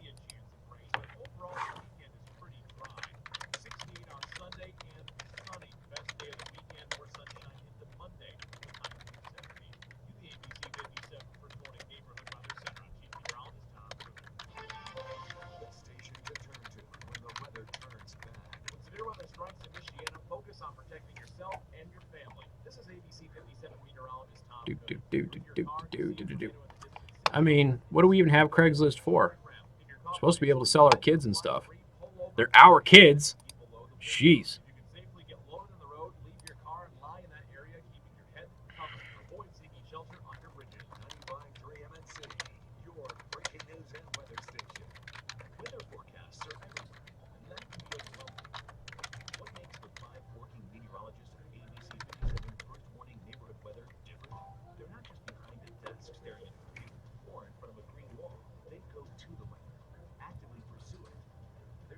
There was a guy falling asleep behind him. So I'm watching Barr, right? So I launch, and Barr's sitting here like this, and he's just blah blah blah blah blah blah blah blah blah blah. It's like Barr's gonna pass out. Oh man, that's funny. Mr. Smith says, I think you mean last year teacher. Could be. In Kansas could be. If this were the Clark County School District, then the teacher would just get transferred.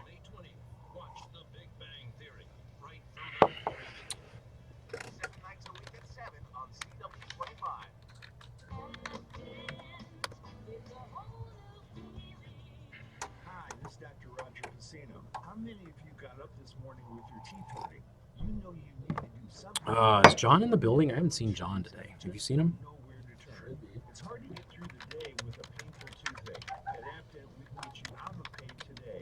We have an entire team dedicated to treating toothaches and dental emergencies. Stop in today with or without an appointment to receive the care you need. Whether you have dental insurance or not, we'll do everything possible to ensure you get exceptional care, detailed explanations, and comfortable financial. It swallows well.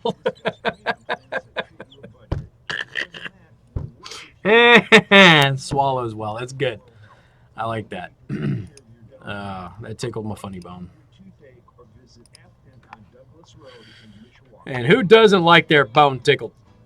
All right, smugglers. I'll talk about smugglers next.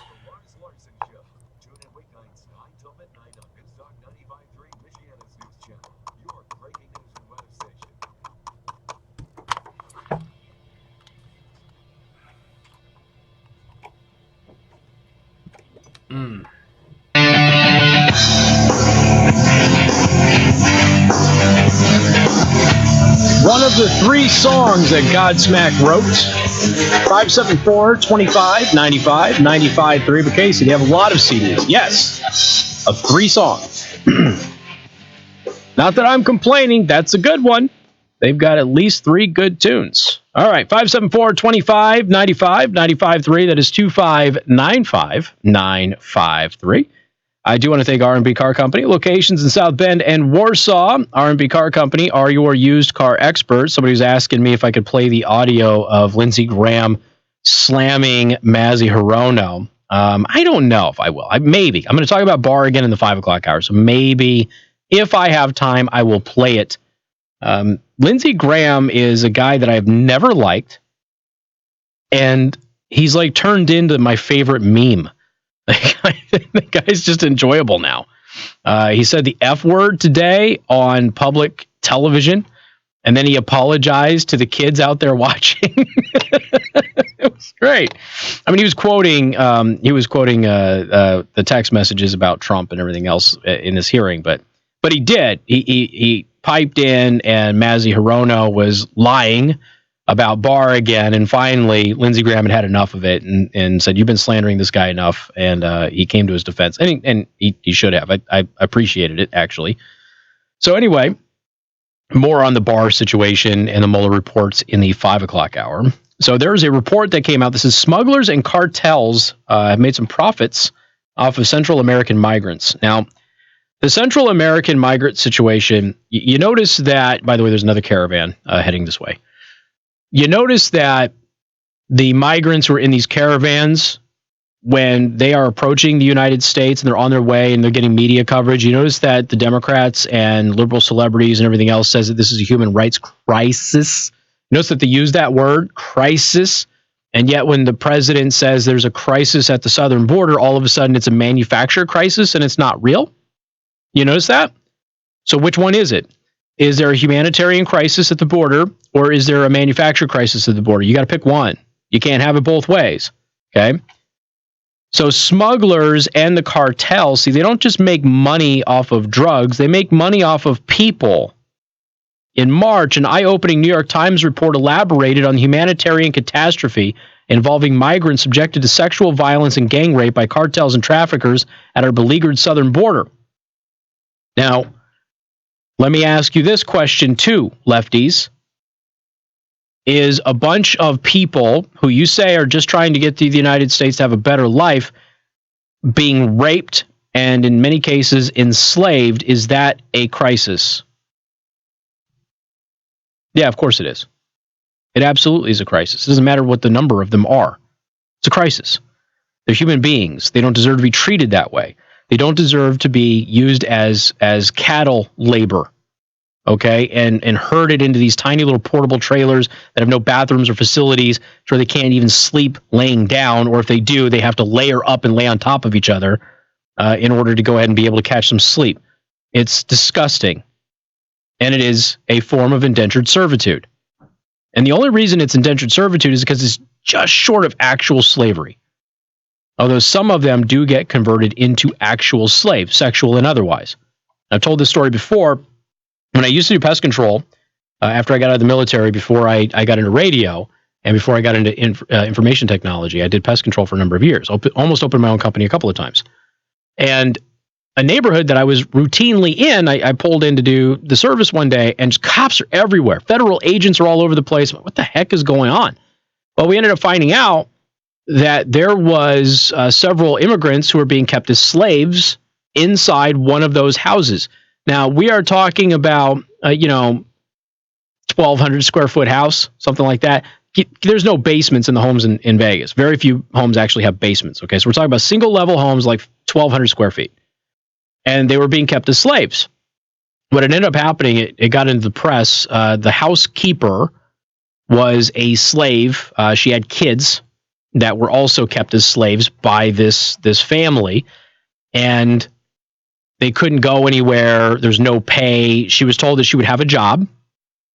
And so she went ahead and worked for them. And they got all of her identification, anything that she had, and they kept it. And they locked it up to where she couldn't get to it. They said if she went outside, they would report her to immigration, and she would lose her kids and all this other stuff, right? So she just kept working for them as a slave, as an actual literal slave in the middle of one of the country's biggest cities. That's what happened, and that happens all over. It happens all over the United States, and anybody who supports open borders is endorsing that type of behavior, whether you personally agree with it or not, because you are creating the environment that allows that to happen. That's on you. That's not on people like me who want to prevent that from happening. You want that to happen. And it's sick and it's twisted. All right. So anyway, on America's southern border, migrant women and girls are the victims of sexual assaults that most often go unreported, uninvestigated, and unprosecuted. Even as women around the world are speaking out against sexual misconduct, migrant women on the border live in the shadows of the Me Too movement.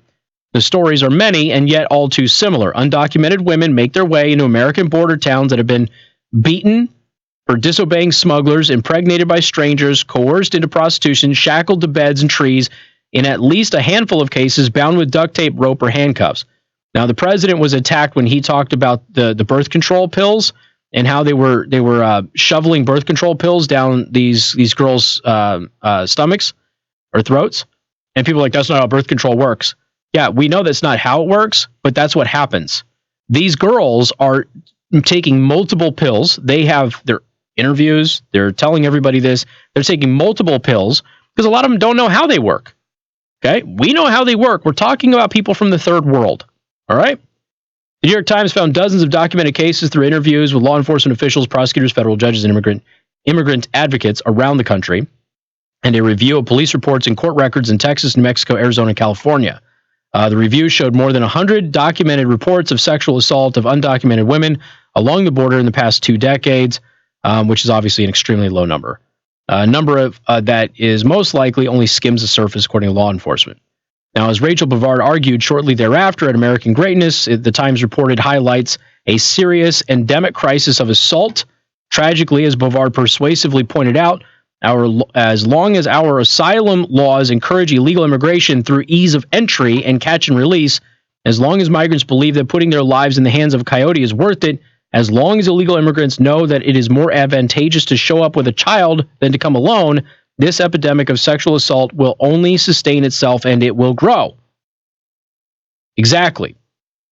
Now, helping to shine a light on this aspect of our border crisis is a recent report from the nonpartisan RAND Corporation entitled Human Smuggling from Central America to the United States. Who are the migrants who keep showing up in these caravans? They're Central Americans. In the report, RAND researchers find that drug trafficking-centric transnational cartels control primary smuggling corridors into the United States and estimate that the total revenues to all types of smugglers, not just transnational cartels, from smuggling migrants from Guatemala, Honduras, and El Salvador combined range from about $200 million to about $2.3 billion in 2017 alone. So we're talking about a multi-billion-dollar industry in smuggling Central Americans into the United States, and the cartel is doing it. Now, the cartel are really nice people, right, Joe? Cartel doesn't do anything bad. They don't do anything wrong. Yeah, so the cartel, as they're smuggling these people in here, they have a lot of them bring substances with them. They abuse many of them. They enslave many of them. They sell many of them into slavery. That's what the cartel does. There are some cartels now where human trafficking has taken over a primary source of their income. Think about that. There's so much value in smuggling people into the United States that cartels, actually some cartels, it makes them more money than dope. Now, when you factor in that Central American radio stations are playing commercials, advertising, getting smuggled into the United States, you start to see the correlation there with government interference as well. So cartels are earning as much as $2.3 billion from human smuggling just in the year 2017. Who knows about last year? And they're causing humanitarian crisis as a result. And yes, that's a real word, crisis, because that's what's happening here. MNC, if you go to the live stream, youtube.com/Casey the host. I was thinking it was like 4:30. You also go to twitch.tv/Casey the host. You can watch the live stream there. And you can go to theburningtruth.us, catch my website. If you go to any of the posts, you'll see in the sidebar that you can go ahead and do the QR code there and download my free mobile app. You'll get all of my posts, my podcast, daily show prep, and everything. More coming up, 95.3 MNC. WTRC FM and HD1. Niles, South Bend, Elkhart.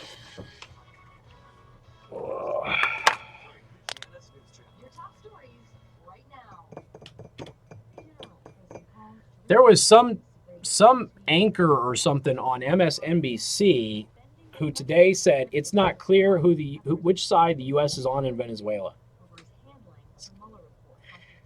You're on a news agency. Pretty sure the United States has made it crystal clear whose side they were on. I mean, Bolton had a giant press conference yesterday. The president threatened Maduro and told him to step down or else face the consequences. It's not really clear who we support in Venezuela right now. Okey-dokey.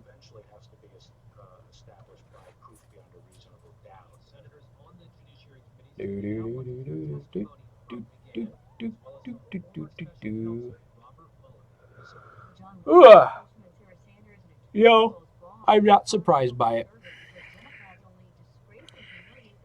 I don't even know what the word is, honestly, because every time I see something like that, God, my eyes are burning. Every time I see something like that, I'm not surprised, but there's still like a reaction to it. It's like, are you serious? Yeah, I don't even know what the word is for it, to be honest with you.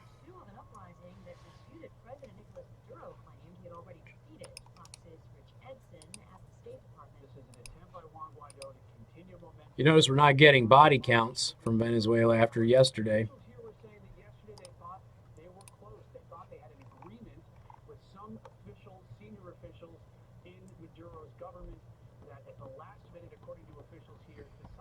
Man, I remember when we used to yell, "Don't touch me there" in public as a prank to each other.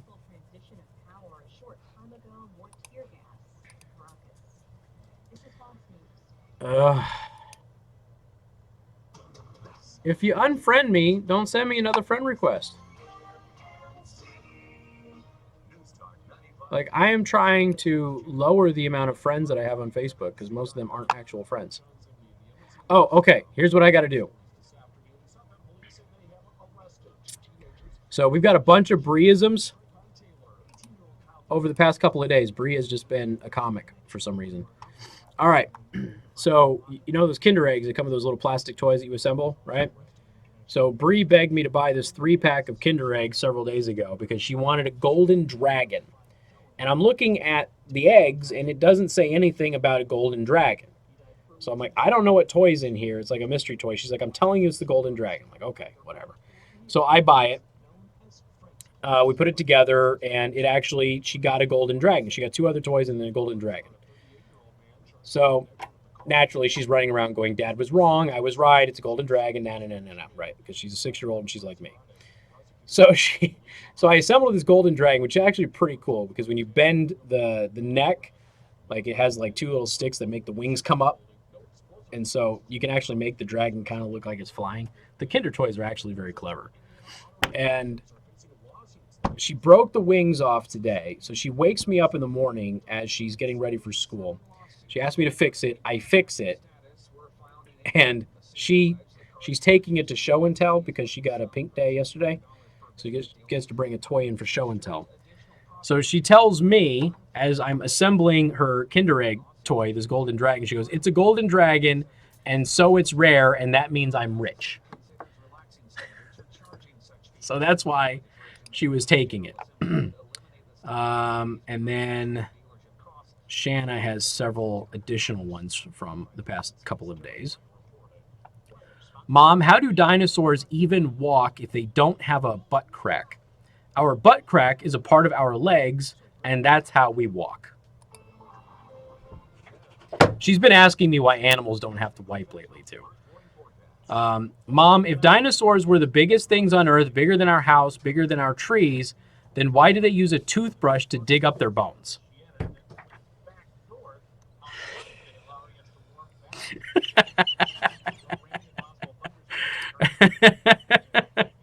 Which is really funny.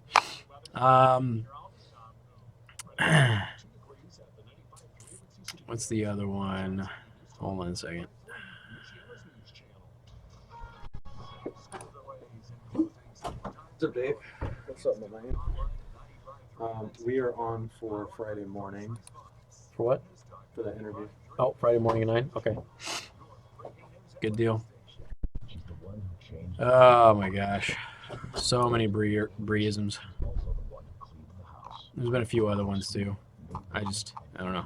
Can't remember all of them. She's been funny lately.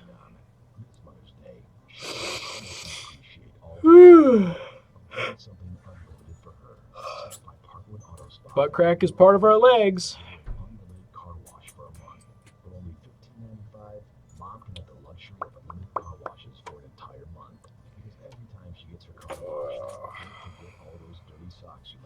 Damn, my eyes are on fire. Yeah, I almost did it too. Of course, you're kind of required to, right? Mandatory. And it is mandatory because women can't do it. Kidding, ladies. Relax. Chill out.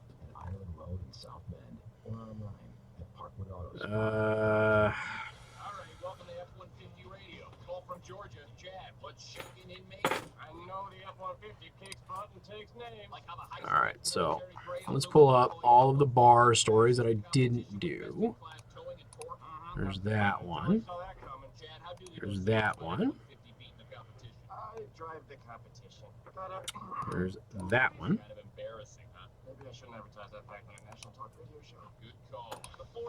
And there's that one. Got tip of the spear in it these days. Old Brian Williams making an appearance. 0% financing for 72 months, only at your Ford dealer. Not all buyers will qualify for Ford credit financing. 0% APR financing for 72 months at $13.89 per month for 1,000 finance. You see that video of that dude that unclogs drains and culverts and stuff on his own?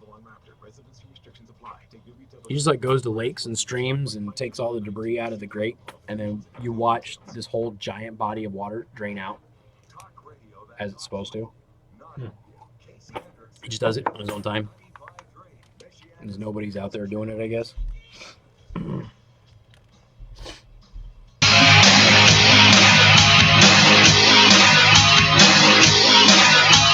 And good afternoon. Thank you for tuning in. News Talk 95.3, Michiana's news channel. I am your host, Casey Hendrickson. Phone number 574-2595, 95.3. That is 2595-953. You can also send a text message to 45364. Please put MNC at the beginning of that message. I got more info on the Attorney General and the Mueller situation as he has testified before Congress today, and really what was a sideshow of idiocy, but we'll get to that. I do want to thank our sponsor, Second Amendment Arms and Range. If you want to go shooting, which you should want to do because it's fun, go to secondamendmentarms.net, get their address, head on out there, mention me, get half off your range time, and then while you're buying your ammo and your range supplies, like your targets and everything, get 10% off of that stuff as well. And if you want to buy a gun because your gun's not getting the job done, you can buy a gun there. And you get listener-exclusive discounts if you mention me at Second Amendment Arms and Range. Once again, the website, secondamendmentarms.net. Okay, so earlier today, we did the obligatory, the media lied to you about the Attorney General and Mueller having a bit of a spat, okay? They didn't have a spat, and in fact, Barr and Mueller, who are friends, Mueller was not upset with Barr, and Mueller did not say that Barr mischaracterized his report or his findings. That was a total lie about the New York Times and the Washington Post and everybody else who repeated it. We even read you the whole letter that Mueller had, and we told you about the phone call that they got onto with each other as a result of that letter. And at the end of the day, of course, bury the lead. Remember, the average person will read the headline and the first 3 paragraphs. Buried way below that, interestingly, in the Washington Post article about it was the fact that Barr even asked Mueller, is anything that I said in my summary inaccurate? And Mueller said no. Mueller was taking a bigger issue with the press and how the press was covering his findings and that the press was misleading the American public about his findings. And he felt that his executive summaries, both of them, would better clarify some of the questions that the press was misrepresenting. So really, Mueller was not upset with Barr. Mueller was upset with the press, is kind of what it was. So you got all misled about all of that yesterday. Now, here's where things get interesting because there's far more that was happening. So if you go to the Daily Wire today, as we've been watching Barr, and Barr basically, he almost fell asleep earlier. And of course, he's been attacked by Massey Hirono and everything else. I'll see if I have time to play that clip. People have been asking me to play a clip of Lindsey Graham interrupting Hirono and chastising her for basically lying about the Attorney General. And good on him for doing it. I'll see if I have time to do it. Hopefully I'll be able to, but we'll see. The Attorney General, William Barr, revealed during a hearing on Wednesday that Special Counsel Robert Mueller had repeatedly told Barr that he was not indicating that he would have charged President Donald Trump if Trump were not a sitting president. Now, the great irony of all of this is that Hillary Clinton was out there going, well, if Trump wasn't the president, he would have been charged with a crime. Okay, Hillary, sit this one out. Because if you weren't Hillary, you would have been charged with a crime too. So sit this one out. Special Counsel Mueller stated 3 times to us in a meeting in response to our questioning that he emphatically was not saying that, but for the OLC, the Office of Legal Counsel opinion, he would have found obstruction, Barr told the Senate Judiciary Committee. He said that in the future, the facts of the case against a president might be such that a special counsel would recommend abandoning the OLC opinion, but this is not such a case. So anybody out there repeating this claim, of which there is no evidence that the president would have been charged with a crime if he weren't the president of the United States, first of all, it's a straw man fallacy to even say that, okay? It's like saying, we would have charged you with a crime if what you did was illegal. But it wasn't illegal, so we're not. Okay, then, why are we having the conversation? But that's what people are trying to say. Well, the only reason the president is being charged is because the president, it's not illegal for the president to do this. Okay, so it's not illegal. But yeah, but it would be illegal if anybody else did it. Okay, but it's not illegal. So why are you complaining? But at this point, Barr is saying that 3 times in a meeting, Robert Mueller said that he would not charge Donald Trump if Trump were not the president. So there wasn't any information to charge him with because he didn't do anything illegal. A point made by Barr was significant as some Democratic politicians and journalists had tried to push the narrative that Mueller would have charged Trump, but could not do so because Trump is a sitting president. Barr also addressed the latest narrative pushed by the media and the Democratic Party that Barr mischaracterized Mueller's Russia report in his March letter to Congress. And Mueller was very clear with me that he was not suggesting that we had misrepresented his report. I told Bob that I was not interested in putting out summaries, and I wasn't going to put out the report piecemeal. I wanted to get the whole report out, and I thought summaries are, by very definition, regardless of who prepared them, would be under-inclusive, and we have sort of a series of different debates and public discord over the yada, yada, yada, which you don't care about. We covered that in the 3 o'clock hour. If you want to go back and revisit it, please do. It completely dismantles this false narrative that somehow Mueller was upset with Barr about it. Mueller did, in fact, say that nothing Barr said in his initial 4-page summary to Congress was untruthful or inaccurate. It was all accurate. Now, here's where things get very interesting. So today, the Attorney General, William Barr, said that he will probe whether the Clinton campaign's payments to a company using a former British spy who collected information from Russian sources amounted to collusion. Remember, if the litmus test is having information come from a foreign government, then if that's collusion, right, because that's the case that was made against the president, if that's collusion, then Hillary Clinton is guilty of it with the Ukraine, and she is guilty of it with the Russians. And she did it with a British former spy. So remember, the information that was in the dossier came from Russian government officials. Just throwing that out there. Everybody ignores that part. So the Attorney General said, yeah, I'm going to look at that because there's actual payments there. There's actual cash that changed hands. Now, that doesn't mean that it was illegal, ladies and gentlemen, okay? Doesn't mean it was illegal for Hillary to do that. But they have to look into it because cash actually changed hands. No cash changed hands with any Trump officials. Testifying to senators, Mr. Barr expanded on the scope of the review. He says that he's conducting into the activities over the summer of 2016, which included vehemently anti-Trump FBI employees making key decisions on Hillary Clinton and President Trump. But under questioning from Senator Charles Grassley, the Senate's senior Republican, Mr. Barr also said that he'll look at the Clinton campaign's payments to facilitate the so-called Steele dossier, the salacious, mostly unverified, and in some cases disproved set of documents that helped spur the Trump-Russia collusion narrative. That's something that I am reviewing, Mr. Barr told the Senate Judiciary Committee. Now, the Clinton campaign and the Democratic National Committee made payments hidden in campaign finance documents behind a law firm, 2 Fusion GPS, which is a Democratic research firm that then paid former British spy Christopher Steele to probe Trump. He got that information from Russian officials. Okay, so Barr has actually said that he is concerned the Steele dossier was Russian government disinformation, and he's going to probe that to take a look at it. Because again, you have money changing hands and that sort of thing. You know, maybe there's a crime there.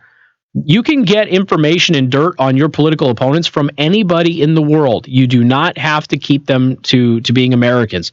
You can go anywhere in the world and get dirt on your political opponents, folks. That is the reality of our laws. So even if the Trump officials had gone to Russia to get dirt on Hillary, it's not against the law to do so. So when Hillary went to the Ukraine to get dirt on Trump, it wasn't against the law to do so. But with money changing hands, with the DNC and the Clinton campaign paying foreign officials for information, maybe there's a crime there. I don't know that there is, but the Attorney General said that he's going to look into it and evaluate whether or not a crime has actually been committed, which should have been included in the Mueller probe anyway, to figure out if anybody on either side had actually committed collusion, and if they did commit collusion, was it criminal or just unsavory? But there's more, including Brian Williams, old tip of the spear, making a comeback. We'll talk about that coming up on Newstalk 95.3, Michiana's news channel. Michiana's news channel is everywhere. The top news and issues on Facebook and on Twitter.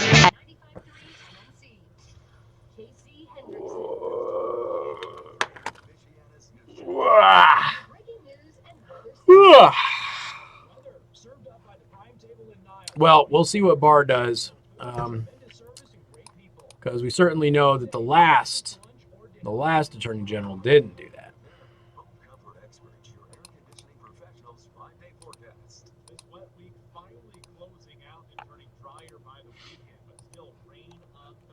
Drier by the weekend. Sounds like a band name.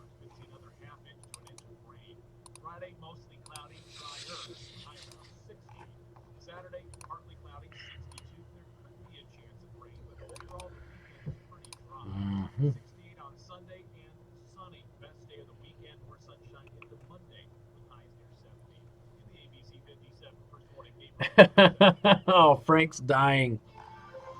Frank's going to die on us on the live stream. He's going to fade away and actually die right in front of us. Truck stop goulash? Really? Dude, that is risky. That's almost as risky as John Zimney's gas station sushi runs. Not him in the Mexican restaurant. That's not riskier. What did he do in the Mexican Earning a restaurant? degree from one of the top His business wife's schools in the purse. country might sound impossible to fit Did you not into hear your that workload, story? but What am I? if No, I there don't were a remember. business degree What? that furthered your career and gave you access to world-renowned faculty, leaders, and mentors. What did he all do? in your schedule. I One can't that opened tell you doors to because some of it's. the most I influential shouldn't tell you CEOs, because tech of. companies, law firms, entrepreneurs, and thought leaders. And what if you could earn that I'm gonna put you all on mute. I got to get some dirt on somebody. 100% online? To find out more, text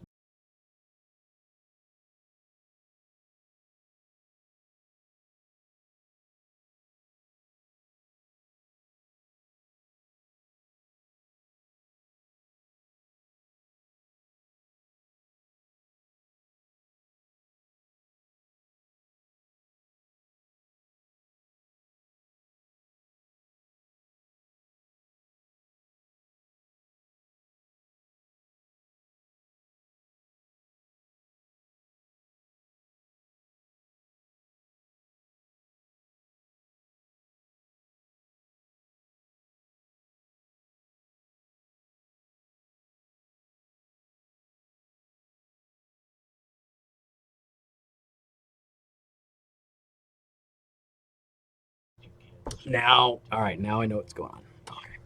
Oh my God. Because I think that might be risky. That's pretty risky. Damn. The hell was he thinking, man? He just wanted to get it. That's a doozy. The last question that I have in 17 seconds. Do you think it's okay? All right, I'll play the Heron now. I'm confused.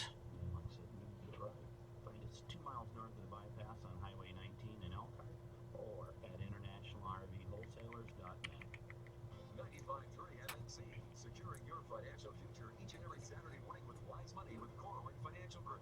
Financial advisors Kevin Corwin, Mike Bernard, and Josh Gregory are here to talk about the latest money news and how it affects your pocketbook, savings account, or retirement plan. Hi, this is Kevin from Wise Money. It would be so nice to have a good weekend of weather. So nice. It has been so friggin' wet lately. More flood warnings. Like, my God, stop.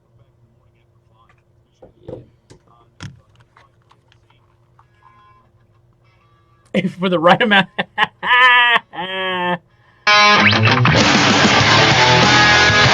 Okay, so one of the attorneys in my live stream said for the right amount of cash, I'll put together a dossier on John Zimmer.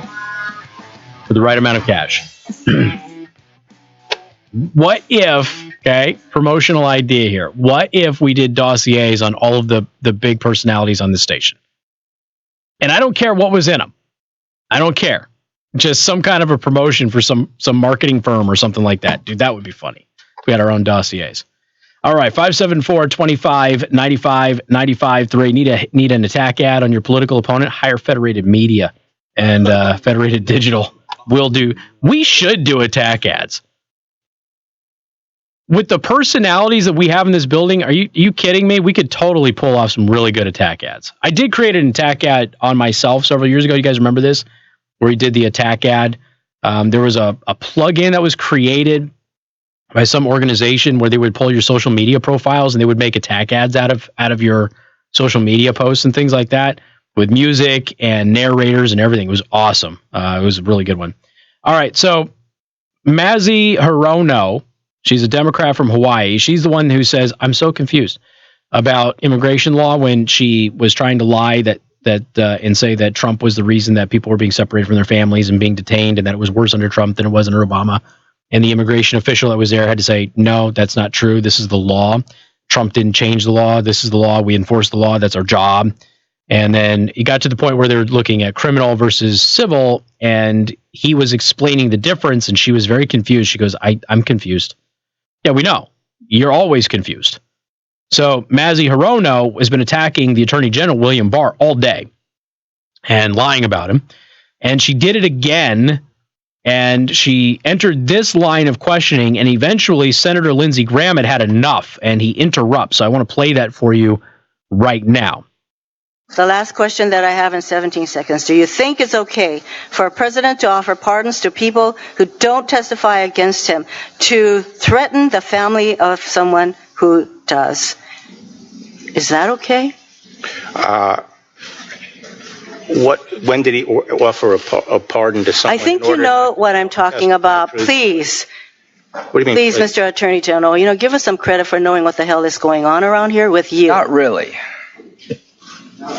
To this line of questioning. So listen, you've slandered this man. Yeah, what I sort of want to know is how do we get to this point? I do not think that I'm slandering anyone. All I can say, Mr. Chairman, I am done. Thank you very much. And you slandered this man from top to bottom. So if you want more of this, you're not going to get it. If you want to ask him questions, you can't. Certainly have your opinion. Thank you, Mr. Chairman. Thank you, General Barr. Okay, so good on Lindsey Graham for stepping in. She's like, when the Attorney General looks at her and goes, "What are you talking about?" "Oh, you know what I'm talking about. You know what I'm referring to," which is always what somebody says when they don't have any idea what they're talking about or they're making it up. It's kind of like when somebody is mad at you, like your spouse. They come to you and they're like, "You know why I'm mad?" And you're like, "Seriously, what are you so upset about?" "You know why?" "No, I don't." "Well, if you don't know why, it's even worse than I thought." And like, oh, okay, so you're mad about nothing. You're just really angry at me for some reason, but you don't know why. And I mean, you gotta understand, like Mazi Hirono, it doesn't exactly have the best history, and she's repeatedly she's lied herself. She's fabricated things herself. She has said that people who were lying were credible in spite of the fact that their lies were exposed. So I mean, it's been very interesting to watch this. So now we get to bring back Brian Tip of the Spear Williams. Yes, the discredited newsman who has been caught fabricating news stories throughout his entire news career and ultimately lost his gig at NBC. And then after a hiatus was brought back on MSNBC to try and give some credibility to MSNBC since they don't have any. During MSNBC's live coverage of Attorney General William Barr's Wednesday congressional hearing on the Mueller report, known liar Brian Williams had the audacity to interrupt that coverage simply to smear Republican Senate Judiciary Committee Chairman Lindsey Graham and call him a liar. Graham's supposed untruth was accurately stating that the special counsel Robert Mueller found no collusion between Donald Trump's presidential campaign and Russia. So as the senator was speaking, and he was making his opening statement, where he dropped the F-bomb, by the way, in glorious fashion on public television, just minutes into the hearing, he noted that Mueller found no collusion, no coordination, no conspiracy between the Trump campaign and the Russian government regarding the 2016 election. Now, that's all true. Okay? That's what the report says. That's the whole point of the investigation. That was everything that the media reported on. And so Graham said there's no collusion, there's no coordination, there's none of this. Okay? So seconds later, Brian Tip of the Spear Williams, remember the tip of the spear part was he was at the tip of the spear with the invasion of Iraq. Turns out it wasn't there. Okay? Brian Williams broke in and sneered, according to Newsbusters. We're reluctant to do this, we rarely do, but the chairman of the Judiciary Committee just said that Mueller found there was no collusion. That is not correct. Excuse me? No, he found that there was no collusion. That was the whole point of the investigation, was to figure out if there was collusion and any criminal activity. That's the whole point of it. Hey, when was the last time, referring to the Mueller report and the investigation, when was the last time that the news media in this country, including MSNBC and Brian Tip of the Spear Williams, was the last time they were talking about, no, the Mueller probe is not about collusion, it's about this other thing? When was the last time that happened? Anybody? Right, never, because it was always about collusion. That was the whole point of all of it. Despite Graham's description of the report's findings being accurate, Williams used this highly technical distinction to claim otherwise. He said the report says collusion is not a thing that they considered. It doesn't exist in federal code. Okay. This is what I have tried telling you and others have tried telling you for 2 years now. Collusion is not a crime, so what is the point of having the special counsel investigation? So now, Brian Williams, on a network that pushed collusion nonstop every day, comes in after the report finds no collusion, and he says, well, actually, they weren't looking at collusion because collusion is not against the law. Right. Which is why this is all a giant waste of taxpayer time. It was a waste of time and effort on everybody's part. It was a waste of money. It was a complete sideshow circus is what this was. So now he comes out there and Brian Williams says that Lindsey Graham is not telling the truth when Lindsey Graham stated an absolute undeniable fact. Because now Brian Williams says collusion is not even in the code because it's not illegal. So where were you, tip of the spear, 2 years ago when this all got going, saying, hey, wait a minute, I realize that Matt out on my network hates Donald Trump and everything, but, collusion's not illegal, so why are we doing this? What is the point of the investigation? The point of the investigation was to find collusion. No, Casey, the point of the investigation was to find obstruction. No, because there would be no obstruction if they weren't looking for collusion. That was the whole point of the investigation.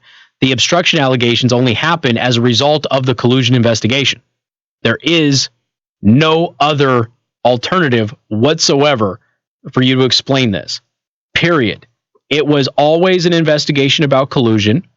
That was always the word that was used every single night and every single day on every single one of these networks, including Brian Williams' program, on an ad nauseum basis. And now all of a sudden he's pretending it never happened? And of course, young people are still looking at Dan Rather, and they're watching Dan Rather's fake newscast that he does. I'm like, oh yeah, he's a real newsman. Yeah, Dan Rather, real newsman. Fired for fabricating the news. So, they're crazy. I mean, they're absolutely crazy people. It's the derangement syndrome is so entrenched in them, it's ridiculous. And the people listening to me right now who are grinding their teeth angry at me, they have Trump derangement syndrome as well. Because none of this was even remotely criminal, and that whole investigation was about collusion, and now they're pretending, no, it wasn't about collusion, it was about something else. Okay, what else? If not collusion, then what? What was it about? I have no answer for you. MNC News Time is 5:31. Time to check out Masters Heating and Air Conditioning online at mastersheatcool.com. Masters gets there faster. This is Michiana's Break.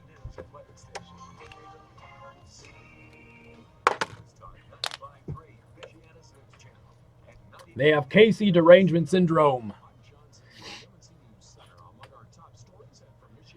Maybe that could be one of my next shirts. 1024 CDS.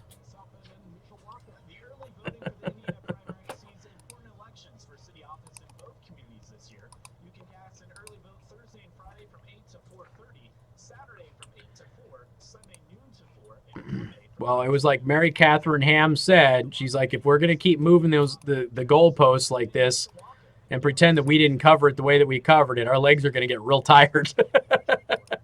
So, but crazy people, man. They just keep rolling with it.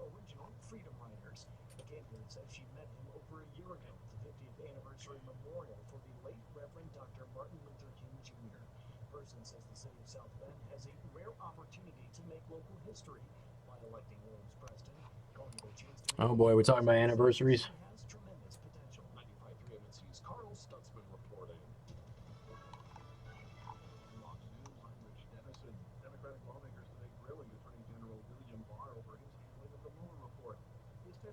Morels are $60 a pound, $48 a pound in the Chicago farmers market, somebody said. Need to get some morels.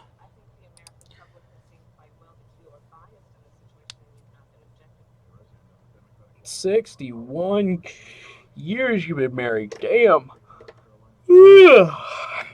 I'm hoping to not even live that long.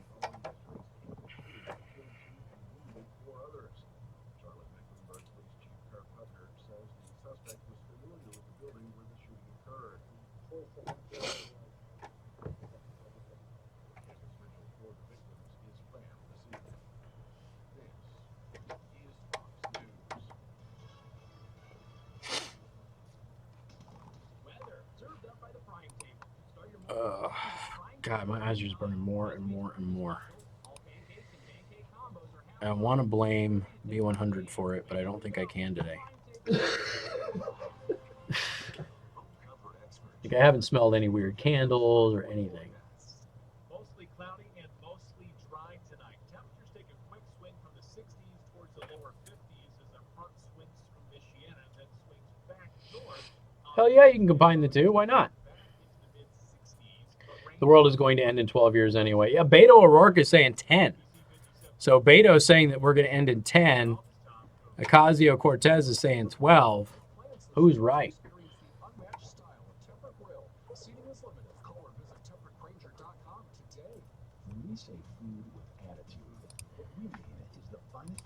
Herderp, derp.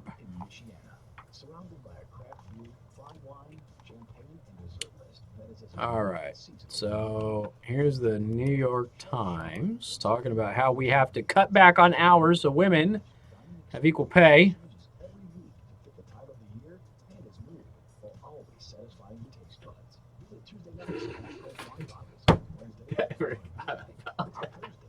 Hmm?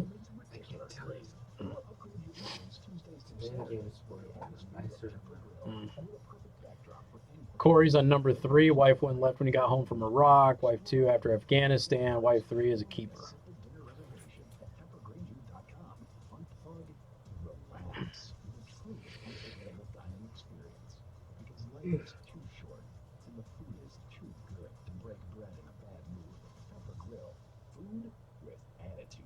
The spaceship will be here in 8 years. Yeah. Unfortunately, Corey's story is common. We used to joke, and we had pools about whose wife or girlfriend would break up with him first.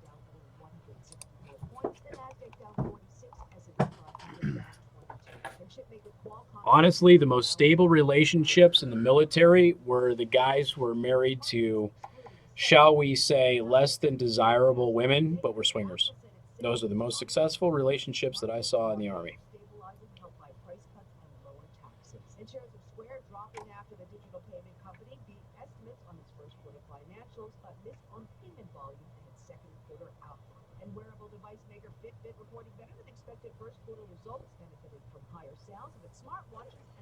Christmas card. Oh, that's how they did it. They dumped you on a Christmas card? Wow. Nice. Season's greetings. Yep. It's true. Sad but true. We all knew it. I mean, it was the reason I didn't re-enlist was Shanna. I mean, because she would have never handled it well. She's not a military wife. ZipRecruiter.com/free. That's ZipRecruiter.com/free. The difference with Brian Conybeare. We want you to make us a part of your routine. We want to be in your living room every single night. Because Ooh, I like the sleeping plan. New green policy, 75% of the world sleeps at any given time, so there's less energy used. Watch Brienne Palmeriti with Brian Conybeare and Tom Coombs on ABC 57 News 5:30, 6, and 11, and on CW25 at 10. See the difference. Oh, yeah, is it the same thing with firemen's wives? No, so a lot of the guys that I knew that were married to, again, less than desirable women. They were women who had good personalities, who would tend to the home, handle the bills, raise kids well, but weren't what you would look for in a mate physically. And so they were frequently swingers. And that was how they got around that thing. So, but they were the ones that never got divorced. They were always stable.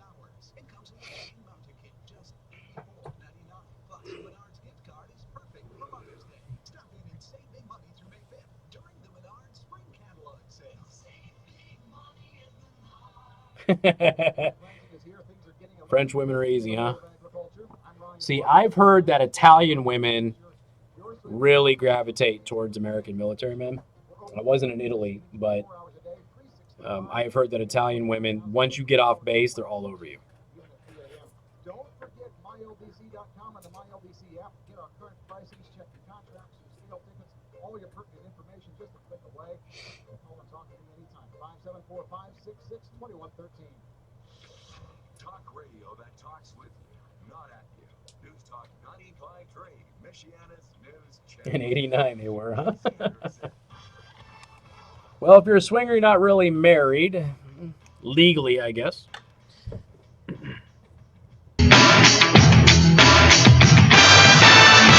Hey, good afternoon. Thank you for tuning in. News Talk 95.3, Michiana's news channel. I am your host, Casey Hendrickson. Phone number 574-25-95-95.3. That is 2595-953. You can also send a text message to 45364. Please put MNC at the beginning of that message. So I did get a couple of text messages. So somebody said the morels are going for about $60 a pound right now. And then somebody said the Chicago farmers market had them for $48 a pound. But if you go to the Chicago farmers market, you have to pay, what is it, $15 or $16 to get into Chicago from here. So it really kind of balances out. So there you go. I appreciate that. Casey, my marital status is single, but I prefer to use independently owned and operated. Funny. We've had some interesting personal discussions about relationships and marriage on the live stream, which you can watch and join in. If you need advice or anything like that, we will give you terrible advice. So whatever advice we give you, do the opposite. Go to youtube.com/Casey the host or twitch.tv/Casey the host. So the New York Times had an article, and brasspills.com wrote about it. Brass Pills, by the way, really good website. Encourage you to go check it out. Support my boy, John Hawkins. New York Times, we have to change how many hours you can work so women can earn more than men. All right. Before we get started, I have to remind you of two things. Well, three things. One, there exists no data set across the economy that compares job to job, qualification to qualification, pay to pay. Doesn't exist. It's never been done. There are some companies that have done it internally, and they did that to make sure that they were paying their people an appropriate salary that is commensurate with their qualifications and their contributions, but it has never been a study done that factors in those things. So the only studies that have been done are across the board, lumping in every single job, every employee, every single education level, all of that stuff, and then trying to average it out, which does not give you an accurate representation of wages in this country. So anytime somebody tells you there's a wage gap, they're lying to you. They don't know what they're talking about. But with that said, other wage gap studies have been done based on age, demographics, and marital status. Now, keep in mind, these are just as inaccurate as the across-the-board salary statistics. But because the across-the-board salary statistics work really well for the feminist movement, we can use the other ones for our benefit as well. One, millennials, women get paid more than their male counterparts. Okay? It's not even close, actually. Women get paid a lot more than their male counterparts for millennials. Two, if you don't just factor in millennials, but you factor in all women and all men who are single, women get paid more than men. Women only get paid less than men when they get married, and that is typically because they choose to change careers, slow down their work life, and focus on family, etc., etc., etc. So anytime you have this wage gap nonsense out there, understand that there's at least two different categories where women outpace men quite a bit. So now you have a primer before we move forward. The piece in the New York Times is unusual in that it seems to acknowledge that the wage gap between men and women, at least in elite professions, has to do with women taking more time off from work to be with kids. At least there's that, right? Just as more women earn degrees, the jobs that require those degrees started paying disproportionately more to people with round-the-clock availability, which is something that men typically have, women do not. At the same time, more highly educated women began to marry men with similar educations and to have children, but parents can be on call at work only if someone is on call at home. Usually, that person is the mother. This is not about educated women opting out of the work. They are at least likely to stop working. They are the least likely to stop working after having children, even if they move to less demanding jobs. It's about how the nature of work has changed in ways that push couples to have equal career potential to take on unequal roles. Because of rising inequality, if you put in the extra hours, if you're around for the Sunday evening discussion, you'll get a lot more, said Claudia Golden, an economist at Harvard, who is writing a book on the topic. So, is it anybody out there surprised that the person who puts in more hours at work and is more dedicated to the actual job will be rewarded more? Anybody surprised by that? Anyone? Bueller? Yeah, nobody's surprised by that. Okay? If women choose not to be available for those extra hours, good on them. A lot of men don't discover that they don't want to be available for that stuff until they're in their 40s or 50s. Okay? It takes us a long time to get around that. Do you know what motivates us primarily to do that? When we're single, material things. When we are married, providing for our family. I work extra hours so they don't have to. They don't have to suffer. They can have the vacation. We can do all of these things if I just put in more time at work. Okay? So men are always motivated by family if family is around. To maximize the family's income but still keep the children alive, it's logical for one parent to take an intensive job and the other to take a less demanding one, she said. It just so happens that in most couples, if there's a woman and a man, the woman takes the back seat. Now, the woman takes the back seat generally because she wants to. That's the thing that is being left out of the context here. There generally is not a discussion where the man says, I can kick the crap out of you. You're the one that's going to take the career hit here. That doesn't happen. Basically, what ends up happening is the woman decides that she wants to go ahead and be around for the family a lot more and take on that role and take a step back. She doesn't have to. She doesn't want to. And then I suppose there could be an argument or a fight about it. But generally speaking, it is their choice to go ahead and do that. And that's the choice that should be applauded. If they don't want to do that and they can have a discussion and maybe the man is willing to do that, that should be applauded as well. So what? Whoever wants to go ahead and stay home with the kids more and allow the other one to go ahead and pursue their career path and be the provider, it's, support that decision. It's not a big deal. Now, what is interesting about this is that there are a number of reasons for this that the New York Times, being the New York Times, does not discuss at all. For one thing, women hate to marry down, so a high-powered female CEO isn't going to marry a guy in a menial job who can conceivably stay home with the kids because she thinks guys like that are beneath her. This is true. Women tend to marry equal or up. Okay, guys will marry anybody. Women like that almost always pick a guy that at least has a comparable job and earning potential. So when a baby comes along, something has to give. So which one of them is going to back off on working, the man or the woman? Well, women tend to be biologically more nurturing and more historically in charge of children. In addition, remember that we just said about how women hate to marry down. Well, if daddy stays home to take care of the kids and mommy works, guess what's going to happen? Actually, there's been research done on that. And there's a lot of dads who chose to sacrifice their career and stay home for women, and the women end up resenting them as a result, because eventually their biological drivings, if you will, kind of kick in, and a lot of divorce actually happens that way when the guy stays home and the woman takes on the traditional male role of provider, and the woman actually becomes very, very bitter towards that, in spite of being the one who pushed it initially anyway. They've got more coming up. News Talk 95.3, Michiana's news channel. Casey Hendrickson. News Talk 95.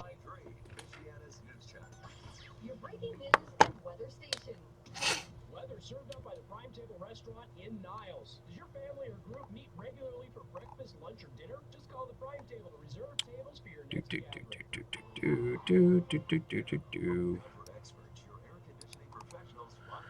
All righty.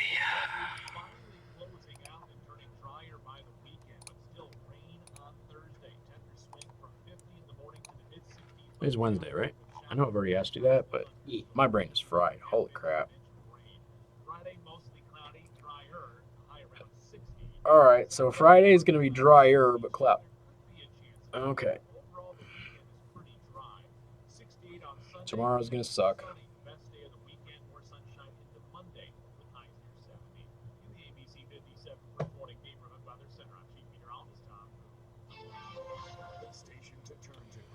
You work all day, but you're better with the kids, and that ticks your wife off.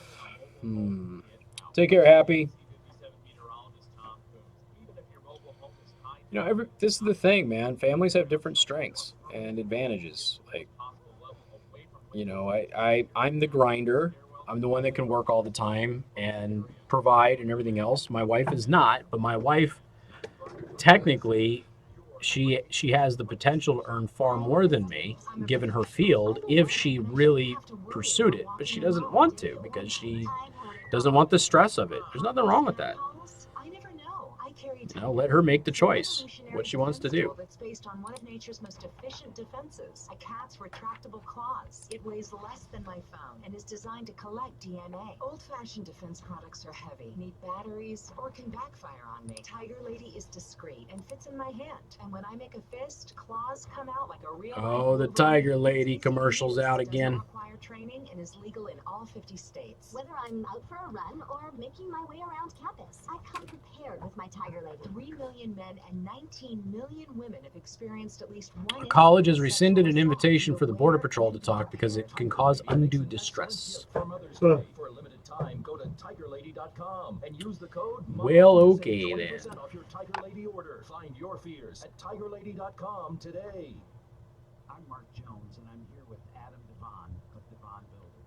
Modern Kitchen is proud to work with you and your dad for the past, 20 years at least? Yes, I think that's about right. We have a heritage in it. Halle Berry admits that she really screwed up when she stupidly said no and turned down the speed role. She was going to be in Speed. For all that to work, we'd like to get Dennis involved with the budget and design of the house up front.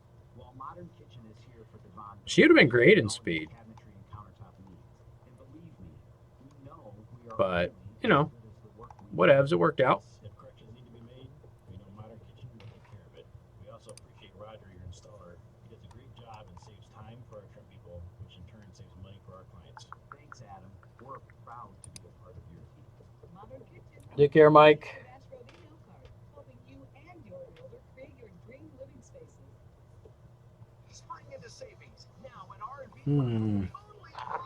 With over 600 vehicles to choose from, R&B Car Company has the largest used car selection in Mishawaka. Gnarly, very gnarly. No matter your need, compact, midsize, luxury, minivans, crossovers, SUVs, and pickup trucks. And make no payment. What is... Totally awesome. You'll love driving with R&B. Ooh, my tummy just made a big old growl. Did you hear it? Yeah. That was my stomach, man. It was like food. Florida passed a moratorium on the straw ban.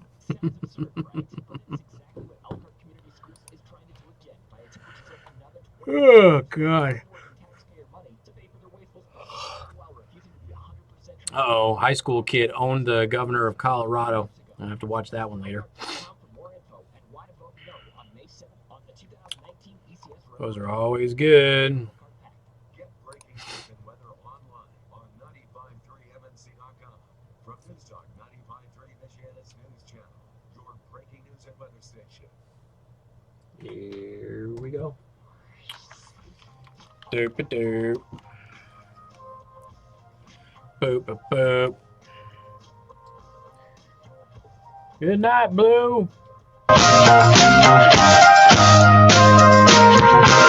And good afternoon. Thank you for tuning in. News Talk 95.3, Michiana's News Channel. I'm your host, Casey Hendrickson. Phone number, 574-25-95-95.3. That is 25-95-953. You can also send a text message to 45364. Please put MNC at the beginning of that message.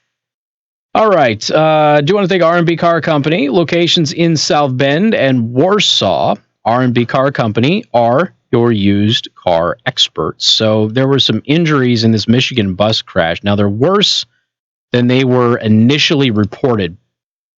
And it's a charter bus. I can't find pictures of the actual bus or what kind of bus it is. At least I couldn't last night when I was looking this thing up. I kept looking for it. They just kept saying charter bus, but you can charter a school bus too. So I don't know what the situation is with seatbelts or anything like that. So anyway, authorities say that injuries from the weekend crash of a charter bus carrying Michigan middle school students returning from Chicago included a broken neck and broken ribs. The Livingston County Sheriff's Office initially believed that the injuries were relatively minor from the Saturday night crash on an Interstate 96 ramp in Howell Township, about 45 miles northwest of Detroit.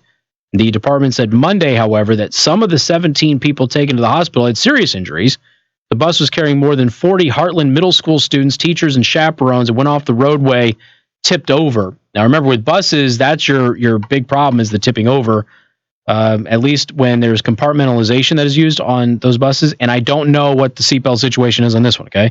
I'm just saying with compartmentalization, which is where a school bus is designed to propel the student into the seat in front of them and then bounce back into the seat, which, by the way, causes head and neck injuries.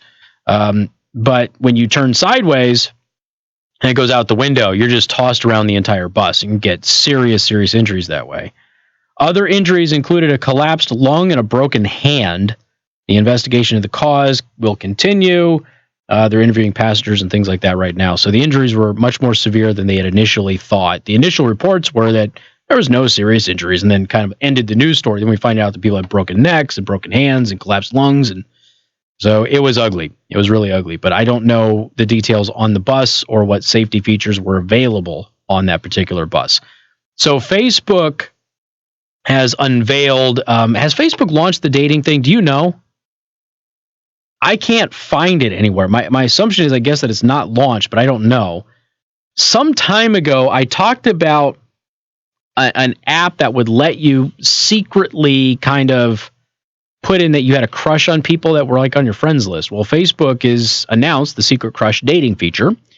This is, what could possibly go wrong with this? I guess nothing, right? What could go wrong with looking through your friends list and saying, I have a crush on these people?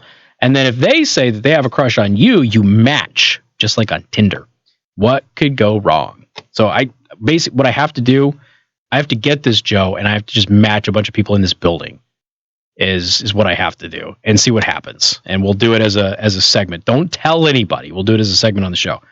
It's at the annual F8 conference in California on Tuesday. Facebook unveiled a new feature known as Secret Crush. By the way, did you hear that Zuckerberg made a privacy joke and bombed? Hey, Zuckerberg, don't make privacy jokes. Okay? Everybody knows who you are. We know that you're evil now. Okay? We got it. But yeah, apparently he was dead silent in the room when he cracked a privacy joke. Part of Facebook Dating, the new option, according to a blog post from the company, will let users explore potential romantic relationships within their own extended circle of friends. To utilize the feature, users must simply choose up to 9 people, why not 10? Up to 9 people from their friends list that they are interested in. Nice. If one of those people is also using Facebook Dating, a notification will be sent informing them that a friend has added them to their secret crush list. Facebook notes that if your love interest isn't on Dating, doesn't create a secret crush list, or doesn't put you on their list, no one will know that you've entered a friend's name. Do we buy for a second that is going to remain the case? Of course not, because Facebook will want you to download the app. So they will want you to download the app, so you will get that little message that says somebody added you to their secret crush list. Download the app and find out if you know who they are, and then you will. But if your crush does have a list with you on it, both of your identities will be revealed to one another, giving you the opportunity to speak over Messenger. Facebook Dating, which was only available in Colombia, Thailand, Canada, Argentina, and Mexico, was expanded Tuesday to 14 new countries.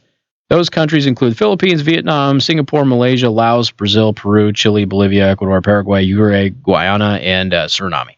Okay, so it's not in the U.S. yet. While the feature is not yet available in the U.S., Facebook Dating is slated to launch in America by the end of this year. The social media site hopes that the feature will allow users to connect with individuals from within your own Facebook communities. What could go wrong? Like I said, when this comes out, I'm face smashing a bunch of people in this building. I got to see how this goes down. It's going to be real interesting because a couple of these ladies in here, a little handsy around Christmas time, if you ask me. So don't tell anybody that we're doing it, all right? Don't tell anybody. Somebody's going to narc, I know it. Don't tell anybody. All right. Thank you for listening to the program. Make sure you go to theburningtruth.us, download my brand new free app for your Android device. Thank you for watching on YouTube and Twitch. Hannity's up next. You have a wonderful night. She's the one who changed your dirty diapers. She's the one who picked up your... Ooh, just got the news. Me. Just got the news. Good news. All capitals. Bree is being allowed to finish out the school year at her current school, and they are giving her free breakfast and lunch to the end of the year to offset the travel. Ooh, yeah. Sucking on the tea to the taxpayer. Ooh. Yeah, buddy. So it went from $900 to keep her here for the last month, or you've got to pull her out and send her to a brand new school 1 month before school ends, to please let her finish school here and we'll give her food for free. Okay.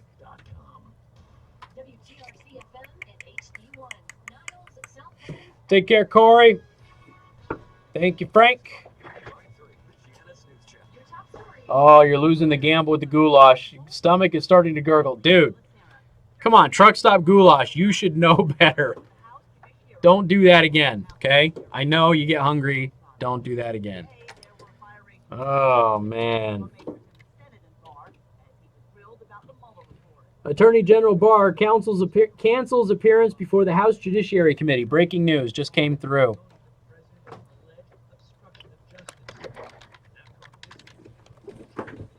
So I'll just respond to my wife saying, we homeless, yo.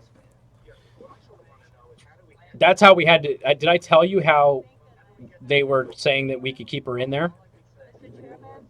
So yesterday they handed my wife a form that is the homeless waiver, which basically it's against state law for them to kick your kid out of school if you're homeless. And we're like, okay, we're technically homeless, but like we have a place. So apparently the homeless waiver worked. They don't need to give us free meals. That's why the dude made the joke about writing the city letterhead about finding you under a bridge. Yep, that's right. You were here for that. I didn't think you were here for that. Yup. So, because we are officially homeless, we get to keep Bree in school, and now she gets breakfast and lunch. Okay, whatever. I mean, her lunch costs like $10 a week. It's like nothing, but it's like $2. Yeah, it's stupid. Now she's been eating lunch at school more since we don't like really have a house full of food, you know.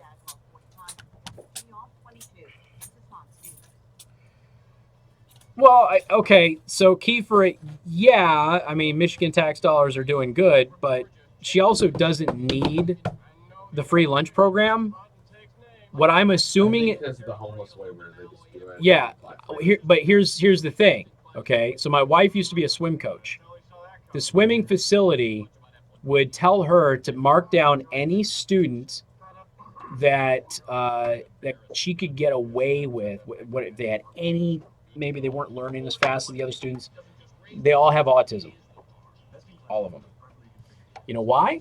The government gives you more money if you've got autistic students. I'm assuming they get extra money for having a homeless kid in the school. And so they're like, not only will we let you stay in school for the last month of school, but because you're homeless and you're getting us more money, we'll give you free lunches and breakfast too. But it's not necessary to give us the free food, but it's like, whatever. I just want my kid to finish out the last month in the same damn classroom. I don't want to move her across state lines and introduce her to a new school for 3.5 weeks.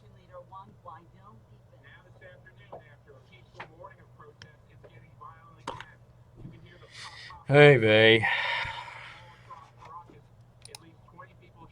What a pain in the neck. All right. Any questions, any comments before I got to bounce? I actually have a little time because my wife isn't home. You don't have a little time? Well, then I can find something to do a promo for you about. But I don't know what I'm going to talk about. What do you think we should talk about tomorrow? Ooh, what's lurking in your bed will frighten you. All right, here we go.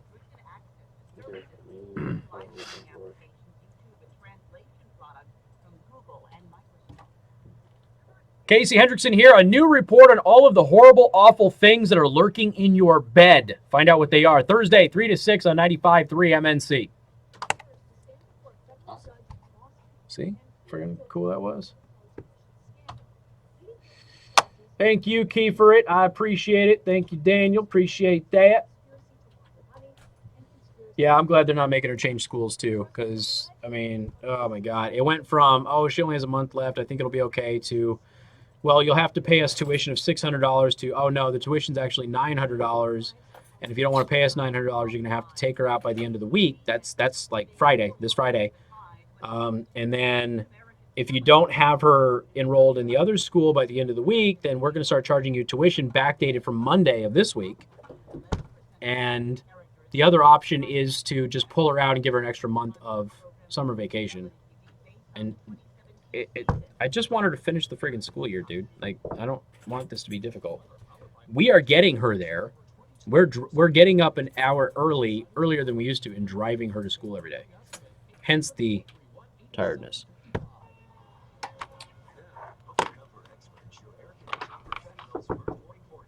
That's awesome watching you cut the teaser. You like that, huh? Maybe we'll start charging for it. They legalized sports betting online only, huh? Yeah, Indiana's working on it. They're real close. Real close on that sports betting thing. Can you play the Lindsay clip? Well, I played it once. Do you need me to play it again? Can you turn up my volume and turn that down, maybe? And I will do the Lindsay clip. All right, let me pull it up.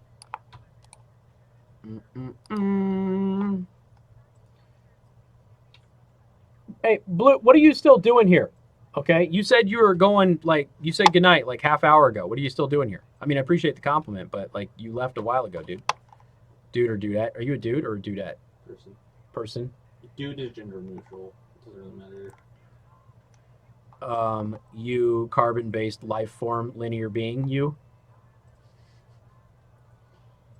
I could do a truck stop food for a taste test challenge on Fridays. Or I have had my fair share of truck stop food. No. No. Oh, wait, that's the wrong one. Okay, I pulled up the wrong Lindsay clip. Hold on a second.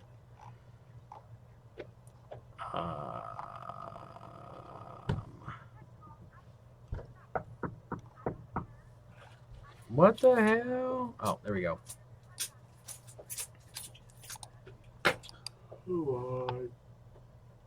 Hard to actually leave. Oh, the F-bomb clip. You want the F-bomb clip? All right, hold on. That's a whole other thing. He was just quoting the Peter Strzok text. All right. Lindsey Graham F-word. It was so friggin' funny, though. God, it was funny. All right, hold on. Watch Lindsey Graham say Trump is a fucking idiot. Oh, my God. Online content is unrated. All right. It's loading. Probably have an ad in front of it. It's Mediaite. Pass on the trucks. Just went to the Southern Virginia Walmart. I could smell the Trump support. October the 19th, 2016. Trump is a fucking idiot. He's unable to provide a coherent answer. Sorry to the kids out there. He said sorry for the kids out there. What the hell? That made a decision. It's so damn funny. Didn't do anything wrong. Oh, I could smell the Trump support. October the 19th, 2016. Trump is a fucking idiot. He's unable to provide a coherent answer. Sorry to the kids out there. Dude. I mean, this was on C-SPAN. It was carried live on CNN and Fox and MS. I mean, it was just, yeah, it was hysterical. Okay, so my mom asked me to play Lindsey Graham saying the F word. I quote Lindsey Graham quoting Strzok saying the F word, and then my mom sends me a thing and says, watch your mouth. What the hell?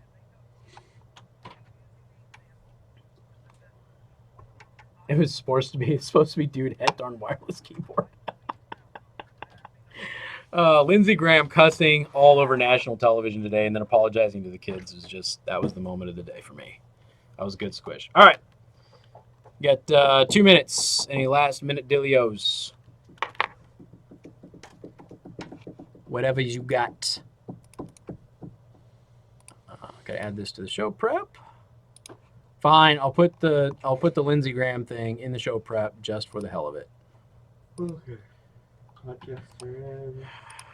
Dunk up. Bitte. Oh, you and Jenny. God, you always got to answer in German. Jenny always does bitte too. When you say dunk, I mean, just friggin' say something else. I don't know. well, I'm going to respond. It's the one of the two things I remember when I did it. Was ist das? What is that? This is einen Kuli.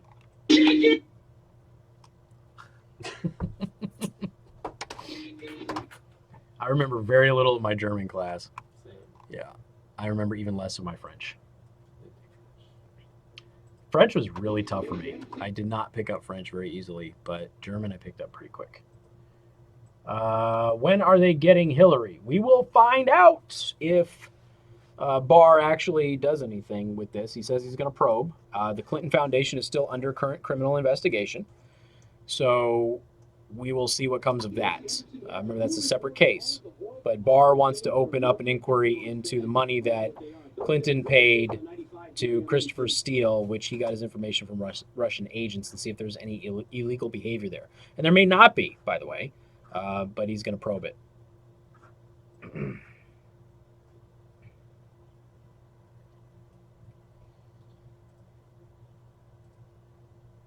Okay. Take the dog for a walk then. Take the dog for a walk. You'll be fine. All right, last 30 seconds. Last 30 seconds. It's your last chance to torture the poor dog. I feel like I need the Jeopardy music on my live stream. I'm pretty stoked, though, by the way, because Final Phase Electric is now going to be the studio sponsor. And guess what they're doing? They're redoing this whole setup here for the live stream. We'll have proper lighting. We'll have a proper backdrop and everything. Yes. So looking forward to that because Final Phase Electric is awesome.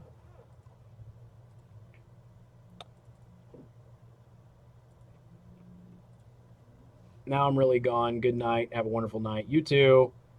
All right. Thanks, everybody. I'm going to bounce out of here.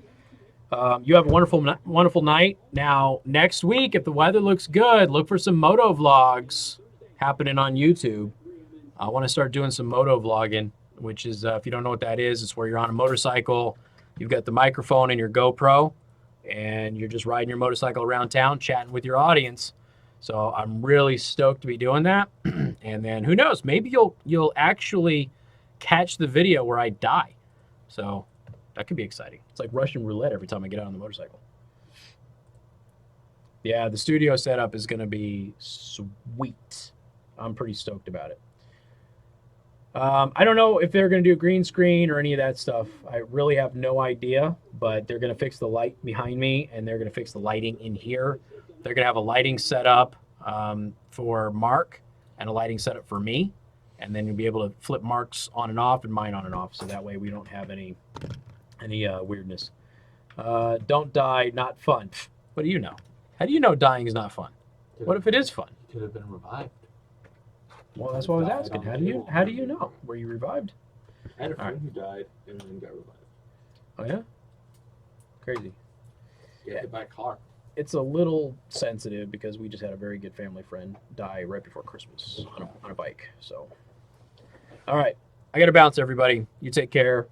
All the best. See you tomorrow.